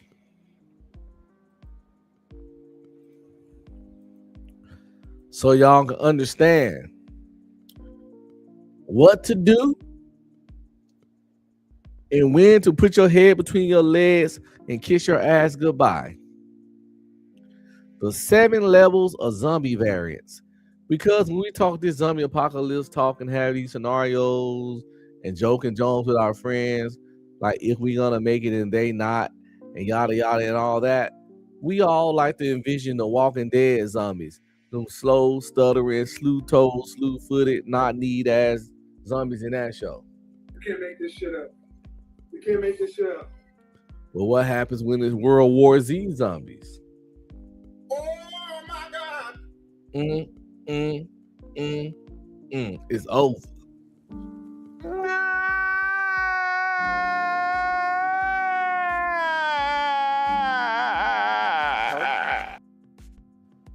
So tonight, how about you, me, we get more familiar with the 7 levels of zombie variants. I don't know if this is the video I want to watch though. Let's check it out and see, because I think I've seen other videos on this that be more informative, but we're gonna see how they spill it real quick.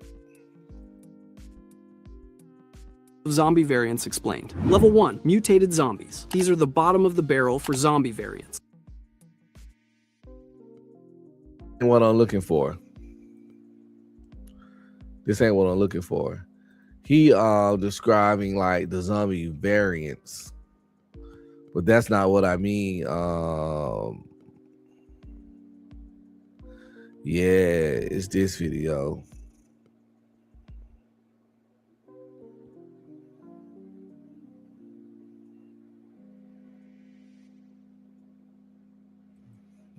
This might be funny. And we're gonna let this guy break it down like this.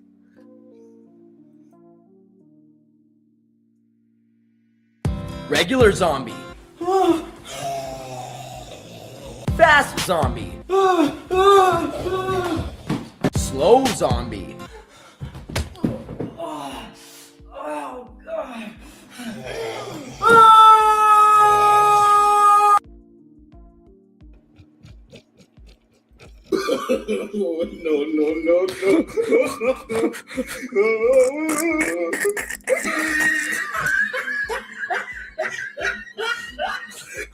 Why you screaming like that, yo? No! God, please, no! No!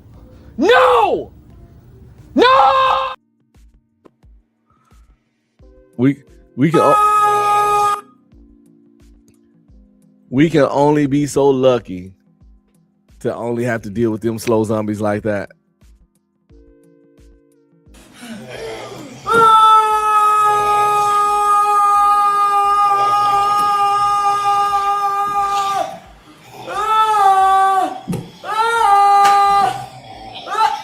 Hurry the fuck up!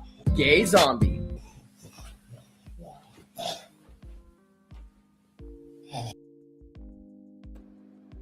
Boom, bam, bop, bada bop, boom, pow. What the hell?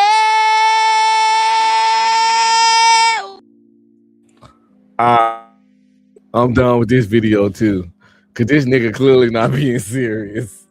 He not being serious at all.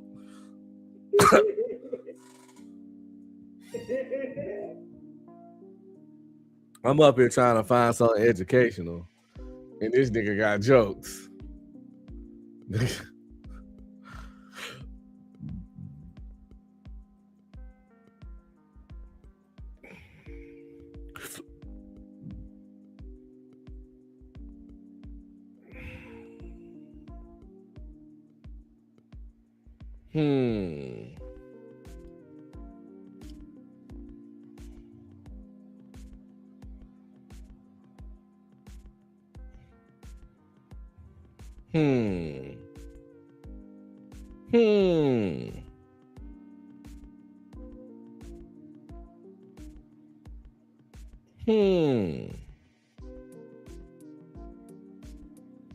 Not that one. We are going to go with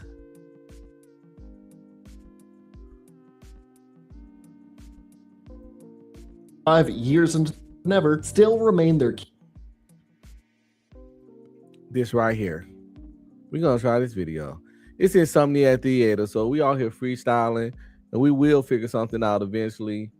But I'm up, you up, we up. Why the fuck not? James says that nigga looking like Mommy Dearest. You can't make this shit up. You can't make this shit up. The fucked up part is I know exactly what you're talking about.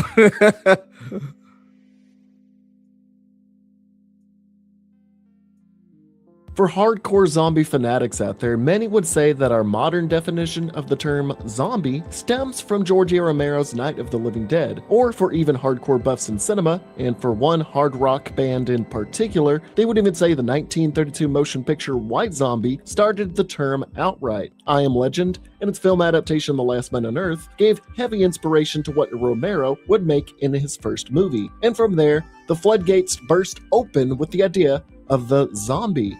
For over half a century, we have seen the zombie archetype evolve, devolve, spun around, turned upside down, and utterly milked to death. Zombies and their living infected counterparts are stereotyped into the genre and can have a wide variety of incarnations, ranging from the generic slow-moving dim-witted cannibals to the fast as hell, less concerned about eating and more about killing bloody psychopaths, to the, let's just say, corniest type that would most likely only scare children and have horror fans loving the cheesiness, but also be pretty damned overpowered in retrospect. But what if we comprised most of them? I was going to say all of them, but I'll probably miss a few and face a nitpicky guy in the comments. But what if we dissected them and put them head to head extensively to determine the subject of today's rather controversial video? Today, we are asking an important question. What is the most dangerous zombie outbreak?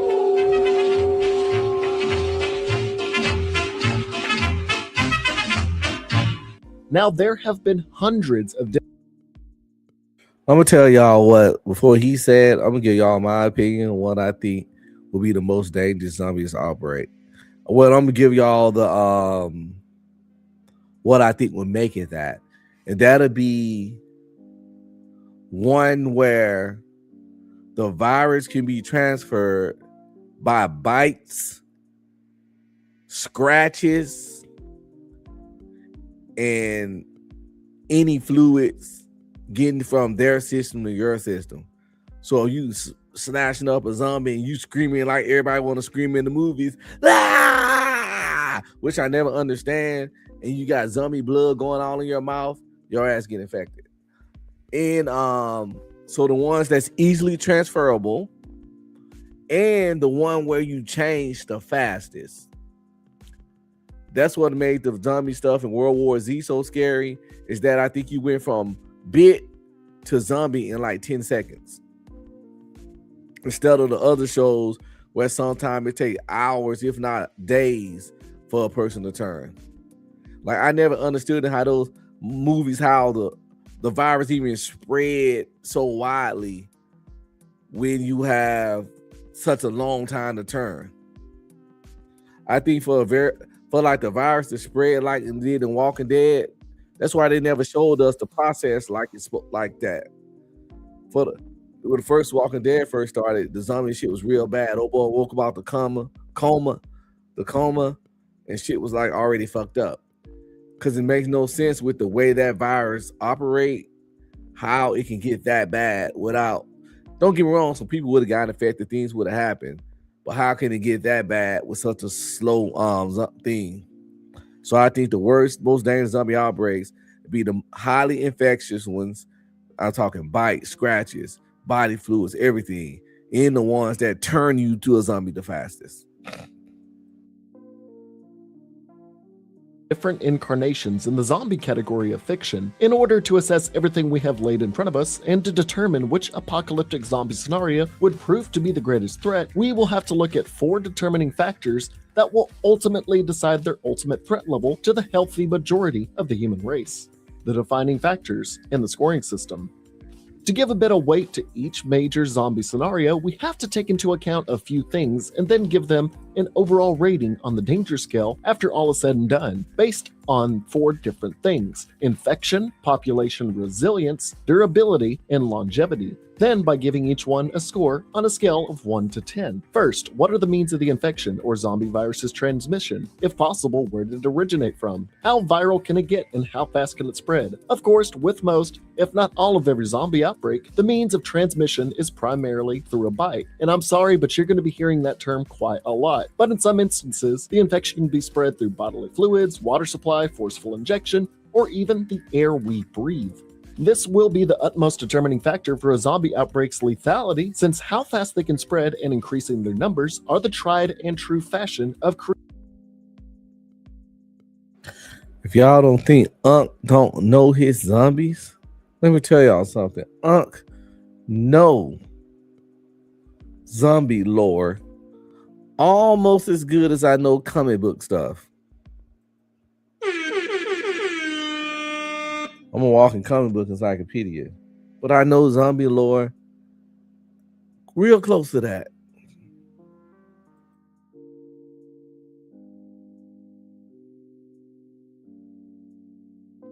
creating a zombie apocalypse.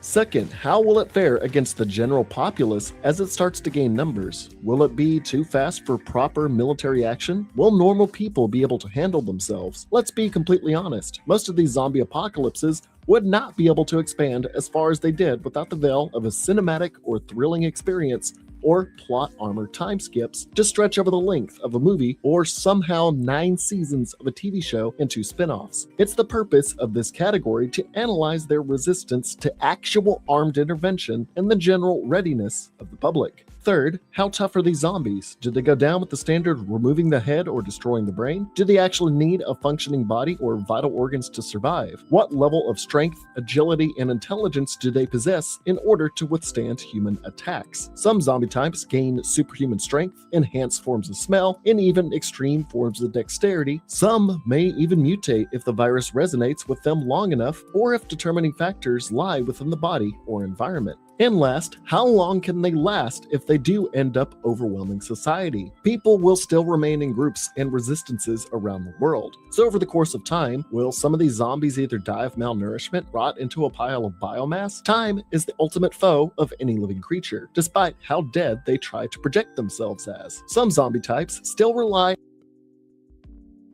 Yeah, that's how I think about The Walking Dead. Motherfuckers couldn't lie low for a year until all the zombies just rot into nothingness. Because how much is a body that being dead for a year really fucking gonna be moving around? The ligaments is gonna get tore, the muscles gonna deteriorate. Yeah. So yeah, you have to kind of just let a little logic go when it comes to certain types of zombie apocalypses. Some of them a little more, make it more reasonable. Okay, you buy the motherfucker, you change in 10 seconds, and they can sprint and run. But like the Walking Dead stuff, not believable at all. Or that'll be like the easiest one to survive for sure. But let's see if he thinks so.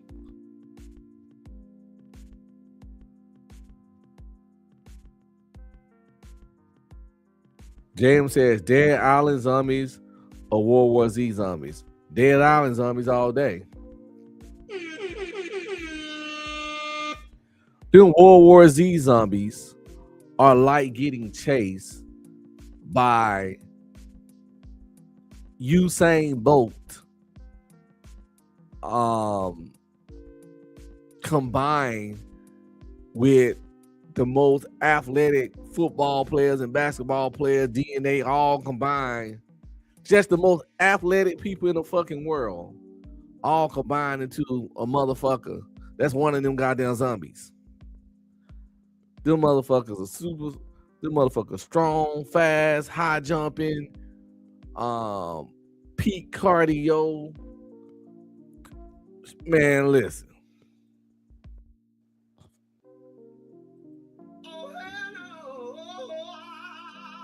It's over. Once I saw what they did on that wall, but no, I knew it was over when him and Brad Pitt and his family was trying to get in that cab in New York City when the shit from his kick and motherfuckers was getting bit and changing in like 10 seconds, and they were just jumping on. As soon as they bite, get bit, fall to the ground, twitch, hop up. This motherfucker sprinting. I'm like, oh my God. You could be running with your homie, he can get bit, come back and be chasing your ass in about 18 seconds. You barely got down the street, Annie. This nigga already up and zombified. On sustenance like food and water to survive, while others eat not as a necessity, but as an instinct. Now I have to put a disclaimer. There are certain franchises, games, movies, and stories I will not be covering, such as reused biomatter to make horrible creatures like Halo's Flood, Dead Space's Necromorphs, or demon-possessed human bodies from Doom, or reusing dead characters with their same capabilities that they had in life, but with an evil sense, like the Whites from Game of Thrones, or Marvel zombies, and so on. We also won't be talking about scenarios where the zombies are friendly from the start, so Warm Bodies, Scooby-Doo on Zombie Island, and Zombieland Saga won't be factored into this ruling either. The main focus is covering zombie outbreaks that grew to either pandemic level or required a wide quarantine event, so very isolated incidents like Dead Snow and Life Force will not be covered. As a whole, we will pit zombies and infected similar to the mindless, flesh-craving, violent humans turned insane that stemmed from George A. Romero's general idea of the ghoul or zombie. So I think it would be appropriate to start things off with his style. Night of the Living Dead. While the origin of how these original zombies came to life surrounded in theories of crashed satellites carrying microbes from Mars, the basic synopsis was the dead rising from the graves and attacking the living, carrying over into an expanded universe that will. And those zombies walk slow as fuck, and for strange reason was afraid of fire. We can't make this shit up. We can't make this shit up. But really, they weren't supposed to be. But that actor was like, "Nigga, don't burn me."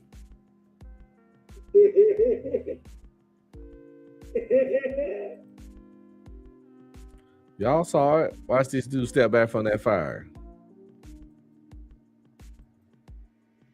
He forgot he was in a movie. He forgot he's supposed to be an undead zombie. And old boy swung that torch. His natural reflexes just kicked in. Check this shit out. Synopsis was the dead rising from the graves and attacking the living, carrying over into an expanded universe that welcomed movies like Dawn, Day, Land, Survival, and Diary of the Dead. The undead flesh eaters of Romero's universe all keep a fairly consistent tone. Spreading through merely a bite, these rigor mortis-stricken stiffs lumber forth an attack with what seems like a bit tougher overall strength, able to knock men unconscious against gravestones and break through windows and doors with enough persistence, and even be able to rip men apart with their hands and teeth. The only way of truly putting them down is by removing the head or destroying the brain, meaning any damage to the body beyond those specifications would possibly hinder their movement but not stop its tirade for flesh. They, however, would easily be dispersed if enough men with firepower would band together and gun them down before their numbers increased. Funnily enough, it's hard to believe Romero's universe became so riddled with them, considering at the end of Night of the Living Dead, a roaming band of cops, rednecks, and other armed militias easily took care of any small amassing groups. The sequels did see that the world was overrun, but the zombies basically were so crippled with rigor mortis that they were very restrictive in their movements and thus were very sluggish, making it hard to believe a large population were all bitten. Over time, the real threat comes with numbers, but they will also begin to show signs of intelligence through scientific those slow stuttering,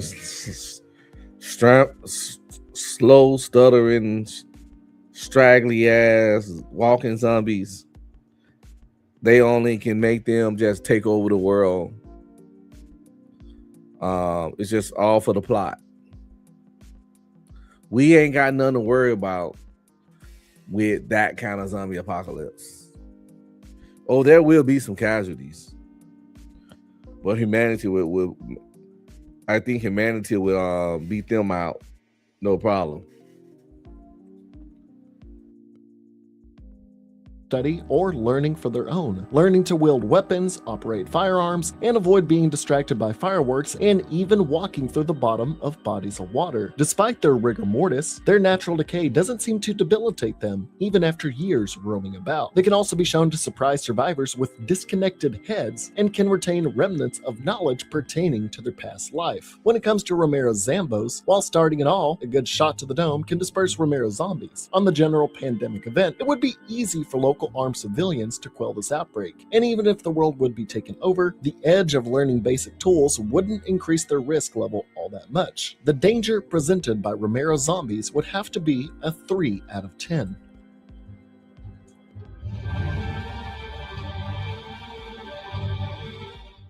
The more definitive version of the zombie for normies who were on the zombie bandwagon of the late 2000s and early 2010s and left. Y'all saw that? Rick was hurt, injured. And the goddamn zombies couldn't even keep up with him.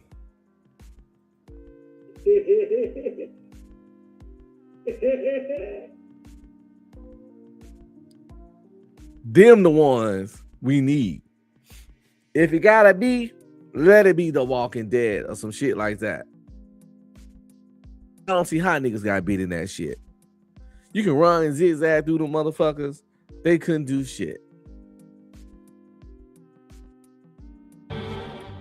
The more definitive version of the zombie for normies who were on the zombie bandwagon of the late 2000s and early 2010s and left after an eye-popping scene handles its deadites relatively differently. They do still carry the sentiment of a bite causing a fatal fever, but more frighteningly so, due to an airborne virus, everyone is infected and will reanimate upon any means of death if the brain remains intact. meaning in the chaos of rioting, murder, or just simply death due to natural causes could create a walker catching people off guard in the initial outbreak. In the first season of the show, they are shown to be fairly fast, but either due to director shifts or realistically speaking rigor mortis, they slow down immensely. The greatest strength is forming in herds and swarming survivors. However, like I said with Romero types, I don't see how the well-armed majority of the North American South was overwhelmed. Being as slow as they are, any militia or armed force could disperse a horde with relative ease. They cannot climb surfaces, cannot figure out rudimentary tasks like opening doors.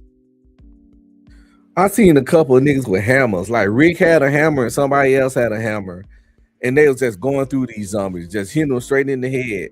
One dude had like a hammer and a screwdriver, but they, yeah, you know, and one dude had a crowbar, and they was like, nah, we don't need our guns, and pretty much just beat through a herd of these fucking Walking Dead zombies in season 3, I think. So it's like, and if you watch The Walking Dead, you know exactly what I'm talking about. So yeah, these motherfuckers here, light work.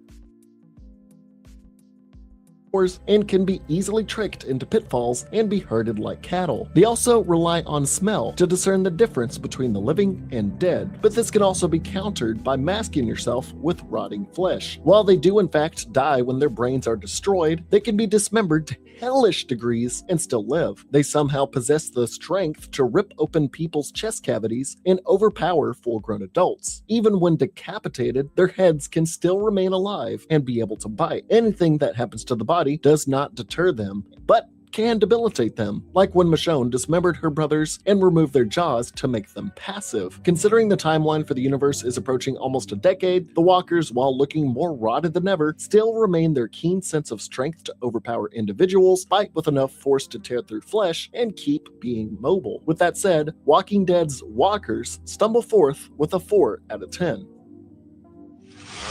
Dead Rising for the Xbox 360. Dead Rising zombies are I love this game series.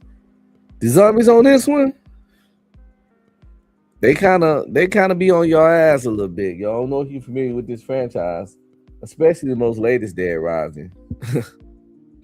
He said the Walking Dead world. He said, I know that world is stink. I know, right? Everybody be walking around fighting. Even the humans themselves ain't showering like they need to. Then you got all these rotten corpses stumbling around. The whole world stank. You can't make this shit up. You can't make this shit up.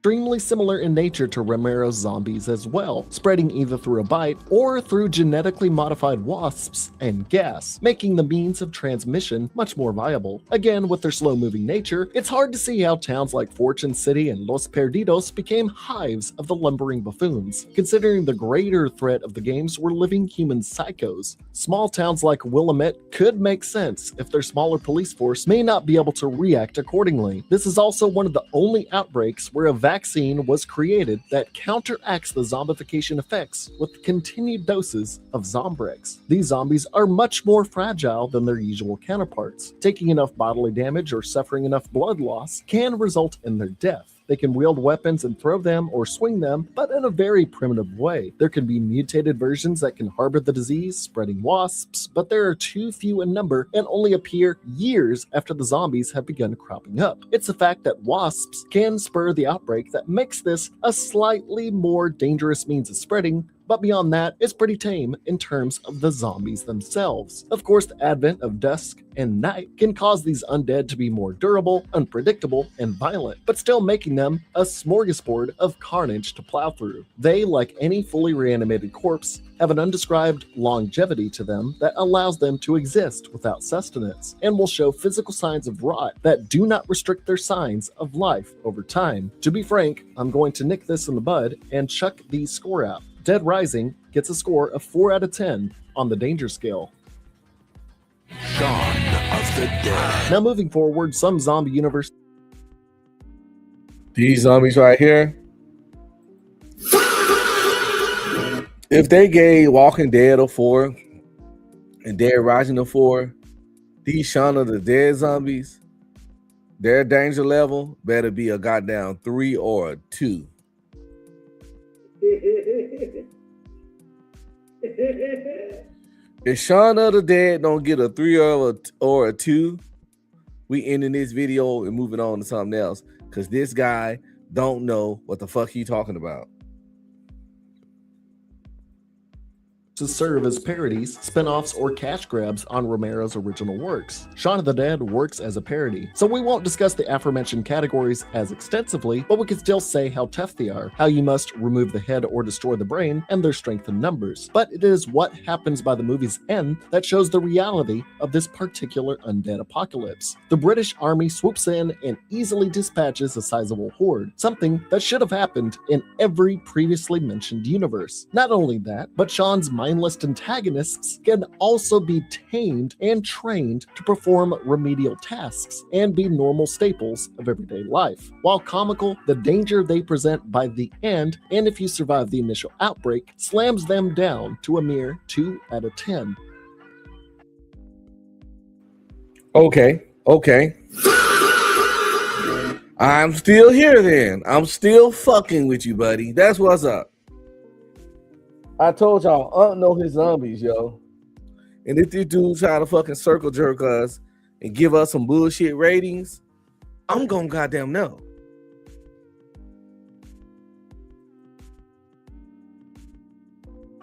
The Return of the Living Dead.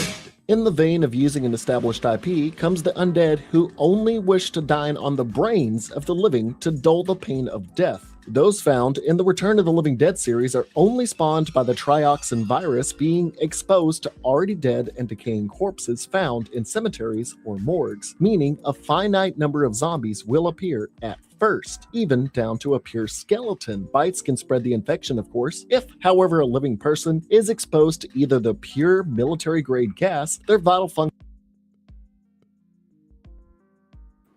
Yes, it was. You can't make this shit up. You can't make this shit up. Yeah, brains. That was the brains part of zombies. And you know what used to always trip me out? Like, how the fuck were they biting through niggas' skulls? They used to scream brains and then bite a motherfucking head like apples and shit. You can't make this shit up. And I never understood how that made sense. I never understood how that made sense. It never made sense. It don't make sense. But they used to like, how you gonna get to the brains? How, Sway? With your teeth? How? But they used to do that shit, and we just was watching it like, you know, just accepting shit, I guess.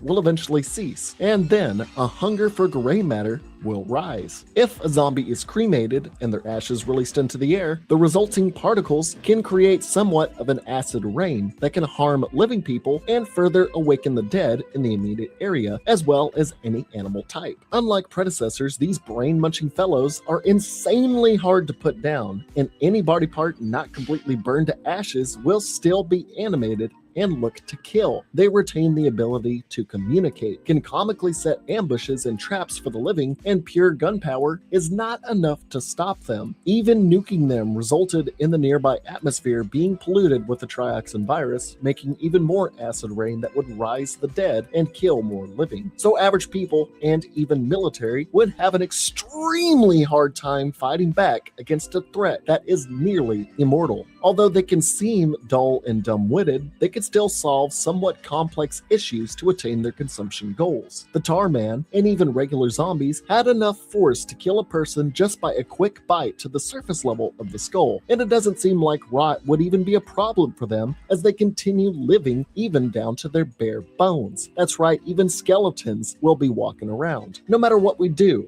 Return of the Living Dead's. See, there he go. That's like I said, that biting through the skull. These grown ass people, you know how babies got a soft spot in their head? No, these zombies was killing adults. That soft spot been gone.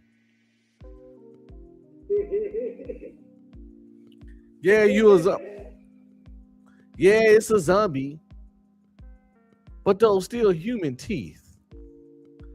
And biting through a skull, getting to the brain.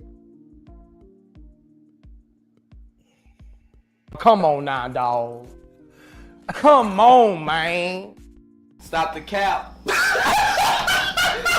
cap right now. Stop the cap.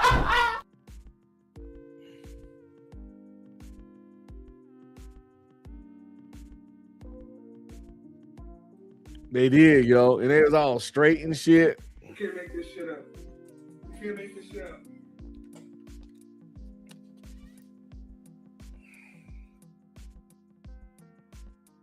Hysterically overpowered army are a definite threat if the trioxin virus were to be released, giving them a 9 out of 10.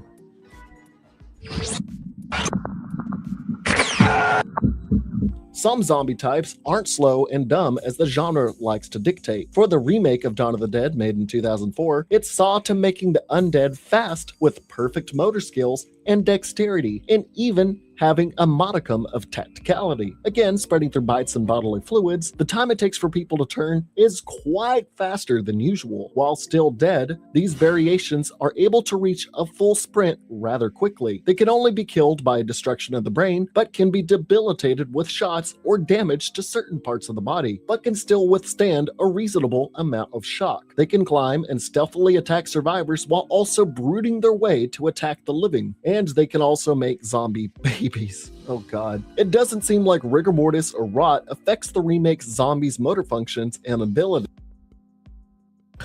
I still had nightmares about that zombie baby. Oh my God! First of all, though, how he gonna bite you with his gums? I would have shot put it that little motherfucker. I would have kicked that little zombie baby like Charlie Brown be trying to kick that football.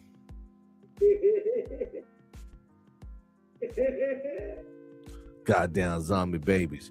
You know what I got for the zombie babies? I have come here to chew bubblegum and kick ass. And I'm all out of bubblegum.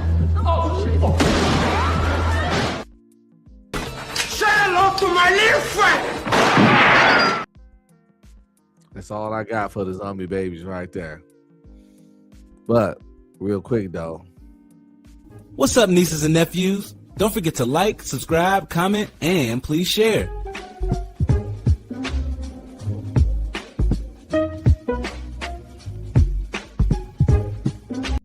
If you want to support, hit up my Cash App at $UncBe Streaming.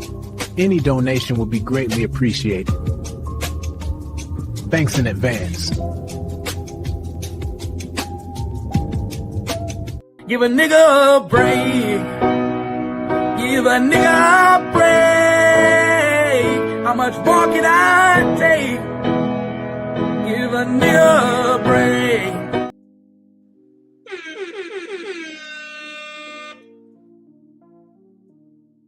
But then again, long periods of time beyond a few months are not shown, so there is no concrete info to work off of, except for some Blair Witch-style shaky camera angles. They do not eat flesh for sustenance, so it stands to say their bodies may eventually fall victim to decay after a year or two. As we cast out to an island far away, their inherent danger lies at about a 7 out of 10.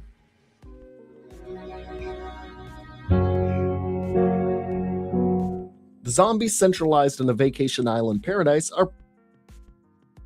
It's a really fun game franchise. Dead Island 1, Dead Island 2.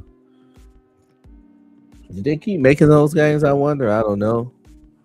But I played 1 and 2 and they have you on the edge of your seat. I like zombie games and I like, you know, some suck. Some of them get too detailed. Some of them get like, because I like games like open world, but when you get too much into the crafting and all that stuff, that's when they kind of lose me. And too much like Sims type stuff. Like I don't like to play zombie games where my guy gets sleepy, he get depressed, he get hungry, he get thirsty, and all these kind of weird shit. So you gotta like micromanage the fuck out of your character like a Sims character. I get it. They're trying to make it real. What I need to be realistic is the zombies and the fighting the zombies, and you can even make me have to find shelter of. But I like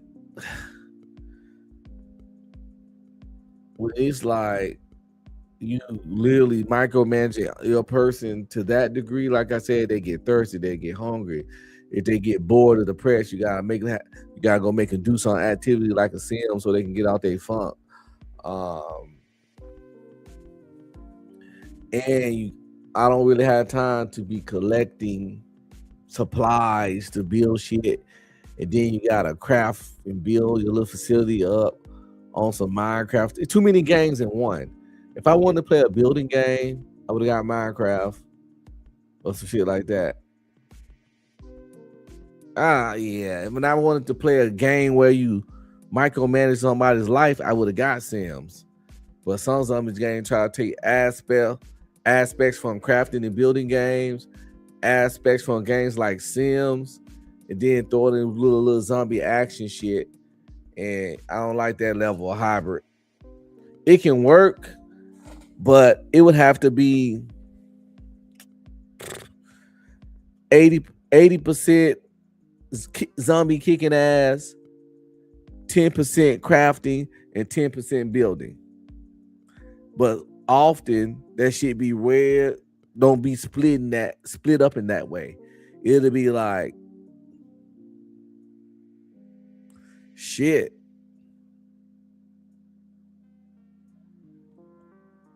%30 crafting, 30% building, and 40% zombie. No, it don't be that bad. It'd be like 20% crafting, 20% building, and the other 60% is taking out zombies. But I don't 60-40 don't work. I need 80-20 at the least.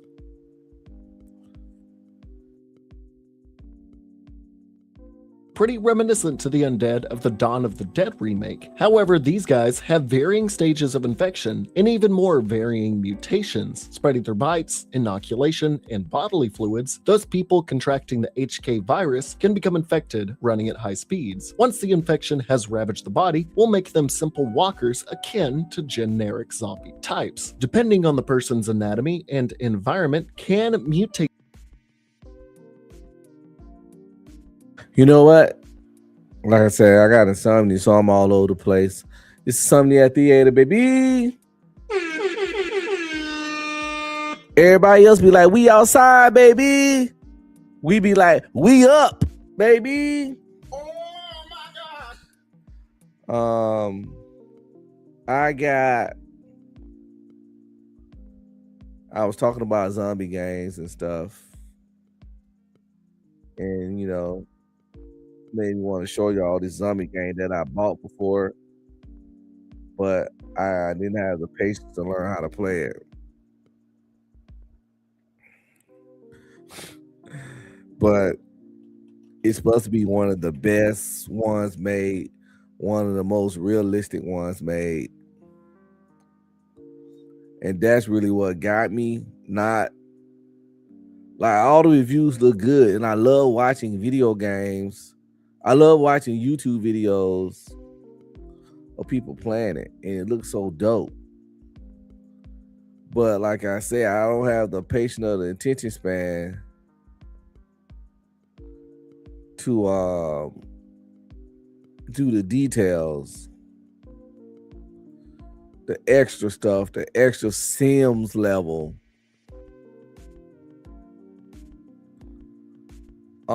Stuff that's in these games. We're gonna try. I don't know. I be watching some of these. We'll go to one of the guys' videos that I already watched, and we're gonna show him some love. I ain't never reviewed it before, but it's just something I watch on my own time, and because I go to one of his videos because I know they be good. I just gotta find it in my history because I spend a lot of time on YouTube, so stuff get pushed off in my history really freaky, really fast. It'll feel like I just watched this video the other day, which I probably did like yesterday or the day before. But since I be on YouTube so much, my history is like packed up with shit. This is ridiculous. I might need to do a fucking YouTube like purge. I might have to fucking take a break.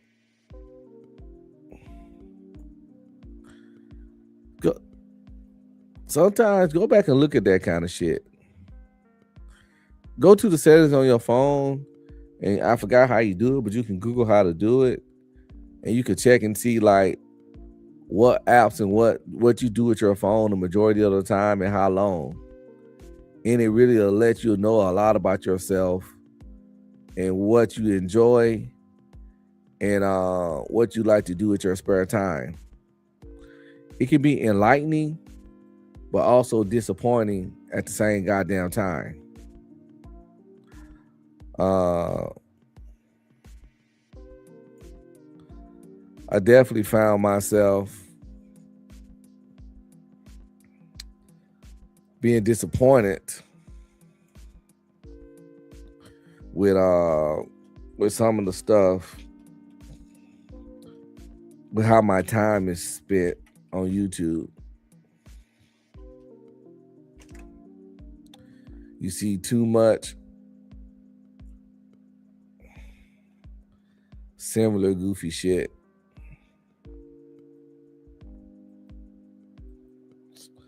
So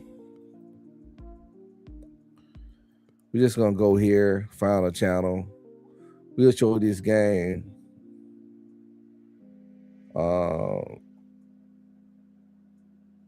Project Zomboid. And one thing I like about watching videos is you got a lot of mods, and you can set up a whole bunch of scenarios and stuff and play it like that. I got a really like a $3,000 gaming computer and all that cool shit, and I don't remotely even utilize it for what it's capable of. Like I probably never will get into the mod type level importance of these games. Like I want to play GTA 5 mods and all that, but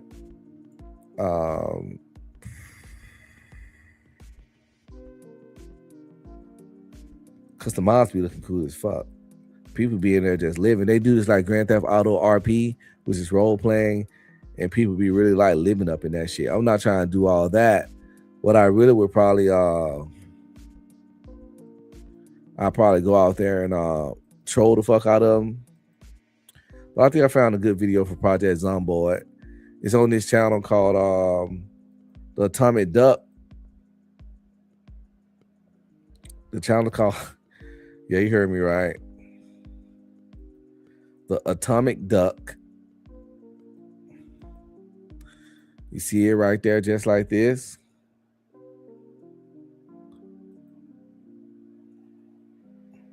The Atomic, wait, make sure that's what it say. No, Mr. Atomic Duck. One word. We check out this video. It's called Day One of the Zombie Outbreak in Project Zomboid. Project Zomboid is the game I've been rounding about all this time.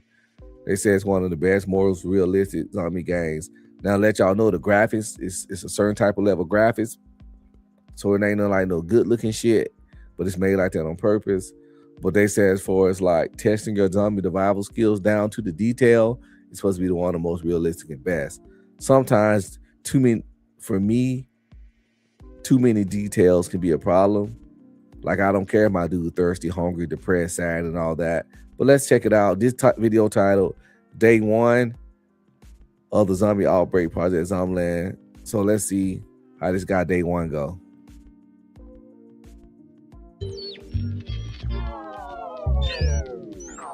For years now, Project Zomboid has provided us a look into the aftermath of a zombie outbreak, helping us to answer that age-old question, what would I do in a zombie apocalypse? The game has come on leaps and bounds over the years, now looking like an entirely different game to what it once was, and you don't really realize how much until you see it side by side. That said, some of you may not know that once upon a time, Project Zomboid actually had NPCs and gave us a look at what it would be like to experience the initial panic of a large-scale outbreak. That scenario has been lost to us for years. That is, until now. This is Project Zomboid on day 1.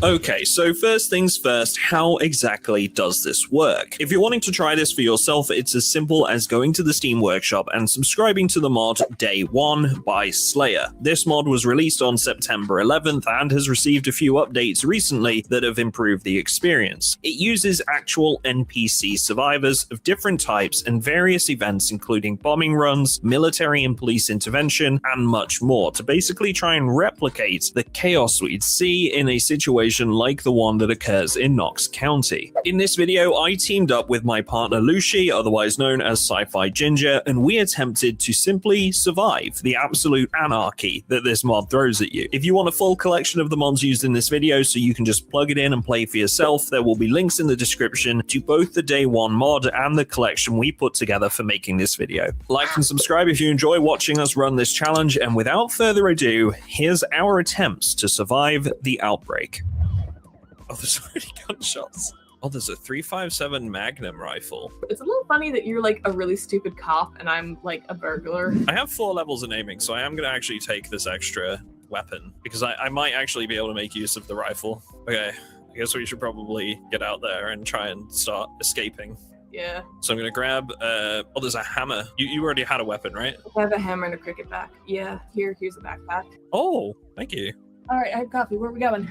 I found a battle rifle, so I'm going to take that. Do you want the shotgun since it's pretty easy to use? Oh yeah, I'll take the shotgun if I only have the one.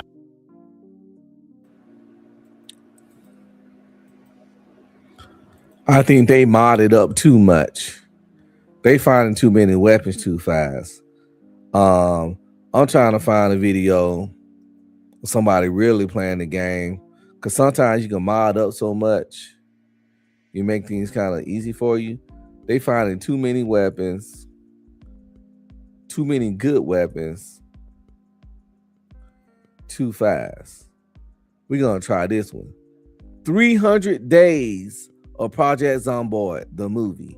Now, days go way faster than number of days in this game, but all the trees and I've watched this guy content before. And I think he really show you what the game look like.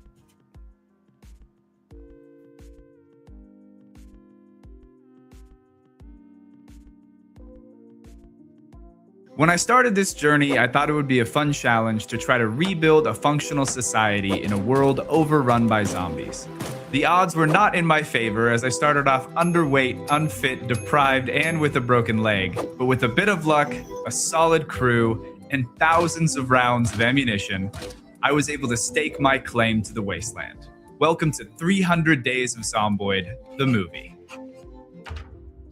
On the start of day 1, I awoke with only 3 things: my underwear, the splint on my leg, and my go-getter attitude. I began my journey by first limping to the kitchen to search for food and water. And despite not having any pockets, I was able to stash a few cans of food, assuming I'd soon find a can opener. I was wrong. While still in the kitchen, I was fortunate enough to find my first weapon. After securing some food and a weapon, I began to search the rest of the house for other useful items, one of which was the Electricity for Dummies book, which I decided to enjoy before taking a stroll outside. Soon after leaving the house, I was greeted by my first neighborhood zombie, a lone wanderer with... That's another thing about this game. Like, when you find books, you get your character to read them, and that's how you learn new skills. Which is a dope as fuck concept. But again, like this game is Sims level character control and interaction, and that's a level of micromanaging I don't prefer in my games. Maybe I'm just lazy. Maybe people love like having full control of their character to that such degree, but I don't got time for my character needing to eat and pee and their stress levels and all that shit. And yeah, no. Was something that I desperately needed: clothes. So I showed off my baking skills and got myself equipped. A few steps later, and I found a zombie that was holding a duffel bag. This is probably one of the greatest starts I've had to Project Zomboid, despite the broken leg. With my new bag, I began limping along towards another nearby house and spotted a single zombie knocking on the window. So I went to dispose of it when... Oh no. No. I knew I could handle a few zombies if they came in a line, but as soon as all these other ones showed up, I knew that I had to run for it. Luckily, despite having a broken leg, I could still hop short fences, and so I hopped a few fences and made my way into the woods. And once again, I was back on the hunt for a can opener. This hunt went on for a while. I went house to house finding magazines and beginner books, but no can opener. Luckily, however, in my search, I did find a crowbar. And with the new weapon came new confidence in being able to dispatch of the undead. Unfortunately, at the end of day one, I still wasn't able to find my can opener, but I was able to find a food source that was bagged rather than canned and therefore was finally able to eat. A short-term victory for sure, but one that would see us through to day 2. When I awoke the next morning, it was pretty early, so rather than fumble about in the dark, I decided to use this time to read some of those books I found on day 1. This was actually also the first time I took a look at my skill menu to witness the gravity of my decisions during character creation. My fitness level wasn't even level 1, and this was going to be something that I would have to work on for the rest of the playthrough. Despite this realization, I once again had to look at the task at hand, which was finding a can opener. So I walked to the neighboring house and was once again disappointed in the preparedness of these homeowners. On the way out of that house, I bumped into my first survivor, Steven. I had some skepticism about recruiting survivors early on. I didn't want them to pull zombies when I couldn't handle them, but with a level 0 in fitness and a broken leg, I feel like Steven is probably going to help more than hurt. Oh, Steven, no. We cannot fight that many zombies. Oh, they're coming right for us. Yeah, I'd be freaking out too. All right, you lead those guys over there. I'll take on these two.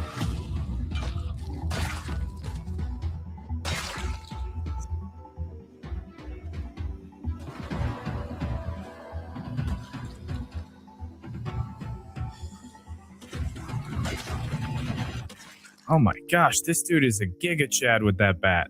I was starting to feel pretty good about my situation now. With my brains and Steven's bronze, we'd take the fight straight to the... Oh, no.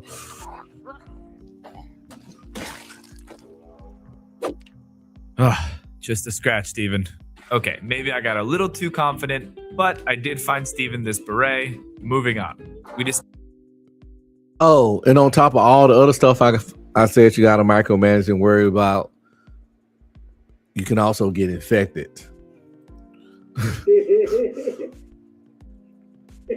But of course, wouldn't be a zombie game without that, right? Dispatched of a few more zombies in the local area and then decided to hit up the grocery store and lived every kid's dream by having chips, soda, and candy for lunch. After that, we headed to the department store next door, cleared out a few zombies, found a roadside duffel bag with a bunch of useful goodies in it, and got ourselves some new clothes. After all the looting that Steven and I had done, the sun started to go down, and so we went back to one of the houses we had already looted, and like the best friends we were turning out to be, Steven and I slept in some bunk beds. The next morning was pretty uneventful. Steven and I checked out a few cars to see if they might have gas, but no such luck. We looted the local bar, fought off a few more zombies, but without a proper base, we were running out of inventory space fast. It looked like day 3 was going to be a wash. That is, until we met Matthew. With Matthew on board, our duo was now a trio, and our odds of survivability increased even more. Since we went to bed pretty early on day 3, thanks to our visit to the local tavern, we also woke up super early. And not only was it dark, it was also raining. Despite the storm, we continued our sweep of the neighborhood and it finally happened. We found our can opener. So next on the list was to find a working car, which again was going to be something a little more difficult than I had originally anticipated. We went to the local gas station to clear it out and met our third survivor, Jake. Now we had a proper squad. Next, we fought off some Zeds outside the police station. The station had lots of goodies for us, but I felt we weren't really ready to go loud, as it were. So we just got ourselves outfitted in armor and would come back for the rest later. On day 5, we went around checking vehicles and stumbled upon a gas can. Unfortunately, however, I didn't realize we wouldn't be able to use it to pump gas until we plug in a generator and had already siphoned gas from a car to start the generator. With that in mind, I started searching for fuel. Now y'all starting to see what I'm talking about, how micromanaging this game is. You can't just find the gas. You can't just find the gas can. You got to get a generator and yada, yada, yada to be able to pump the gas. And you probably got to find 3 more parts just to get the generator to work and all that shit.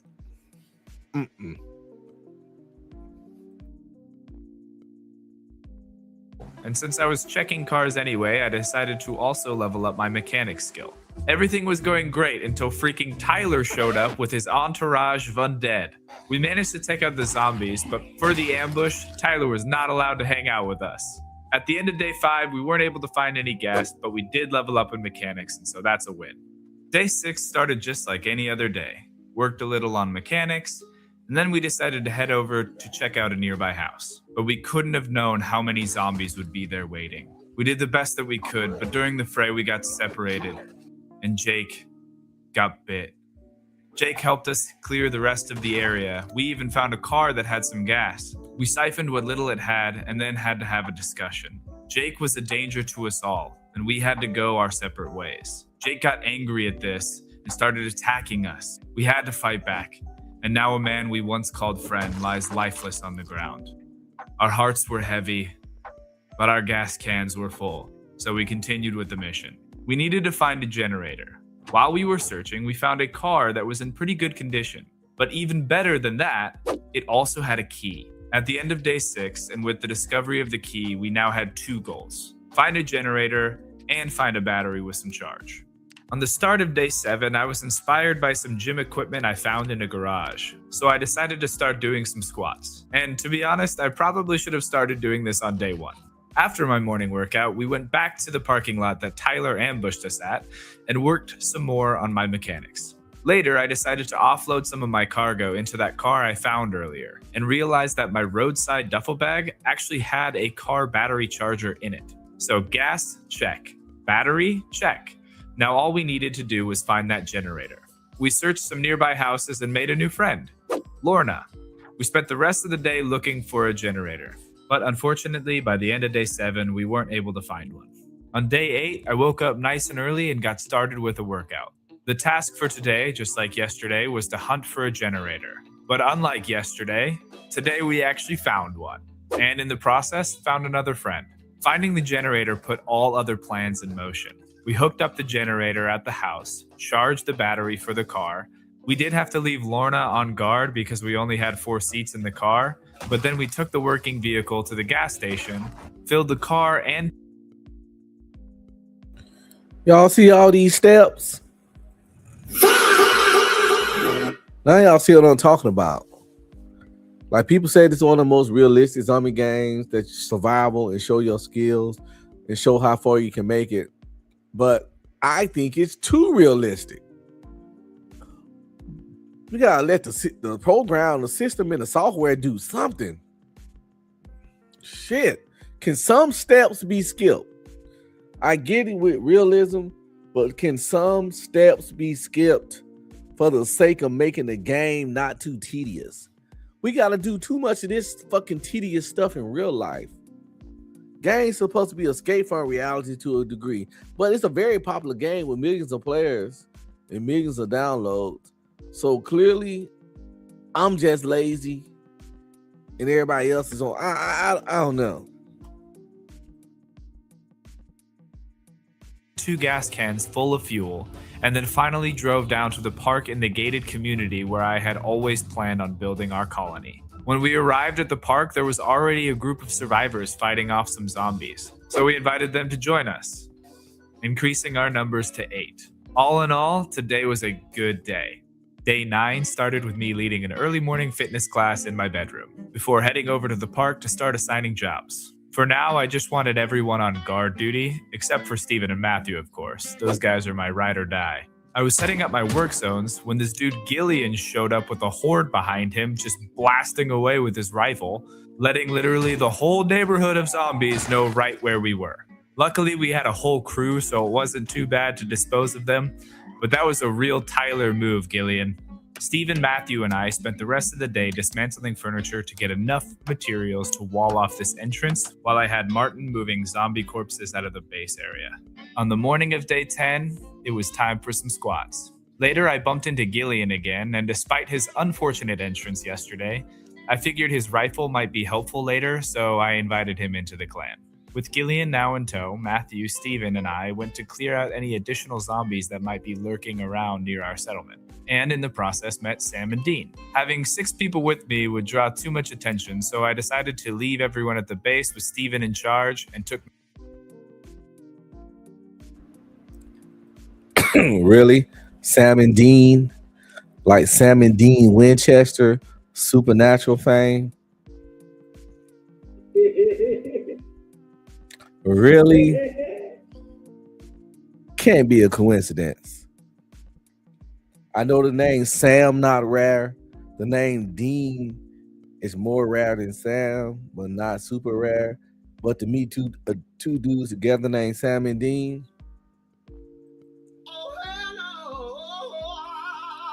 I see what the programmers did there. Matthew with me on a mission to pick up Lorna. However, plans changed real quick once we heard the helicopter. In a panic, Matthew and I booked it to a farm a decent way away from our base. We had hoped that we could lead the zombies away from the others. At the farmhouse, we met Claire. We didn't really need more people at this point, but right now it was just me and Matthew, and Claire had something we needed, an axe. On day 11, we took Claire back to the base and introduced her to everybody, and set her to work chopping trees in the park. Meanwhile, I grabbed Matthew and Gillian, and we loaded up in the car to head over to a warehouse outside of town. We were able to find tools, boxes of nails, and sieves, everything we needed to start building our new home. I had several long commutes during the day, and so most of the day was spent driving all over town. Day 12 started with my usual workout, and then I spent the whole day sawing logs and laying the foundation for our first building. I kept trying to fix this grass poking out right here, but nothing worked. Much to my rage, this little grass patch also survived 100 days in Project Zomboid. I think by this point we can just assume that my morning routine involves doing squats. It's day 13 and it's time to work some more on our first building.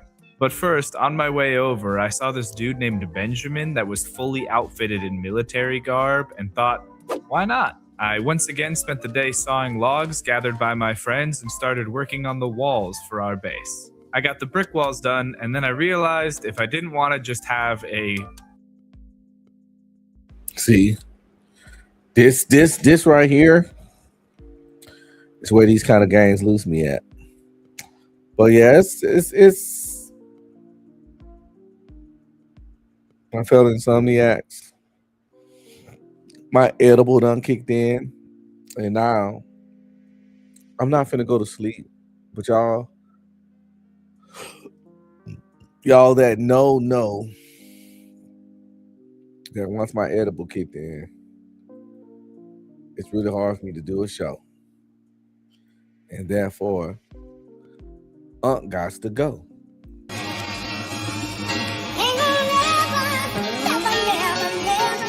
Type shit.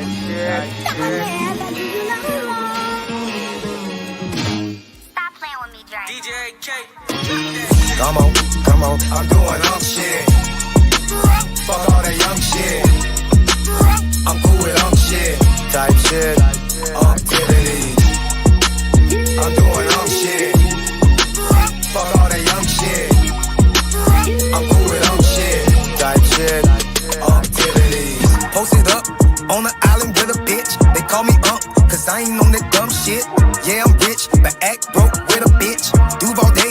really do it for the kids. Getting checks, never gotta work a job. No Viagra, dick still get hard. I can make your auntie swipe a credit card. OG in the game, realest that you ever. Aunties get down on the floor. Show these poor ass hoes how it go. Back it up like Freak Week 94. Is she under 24? It's a no. Come on, come on, I'm doing all shit. Fuck all that young shit. I'm cool with shit. Type shit. Activities. I'm doing shit. Fuck all that young shit. I'm cool with shit. Type shit.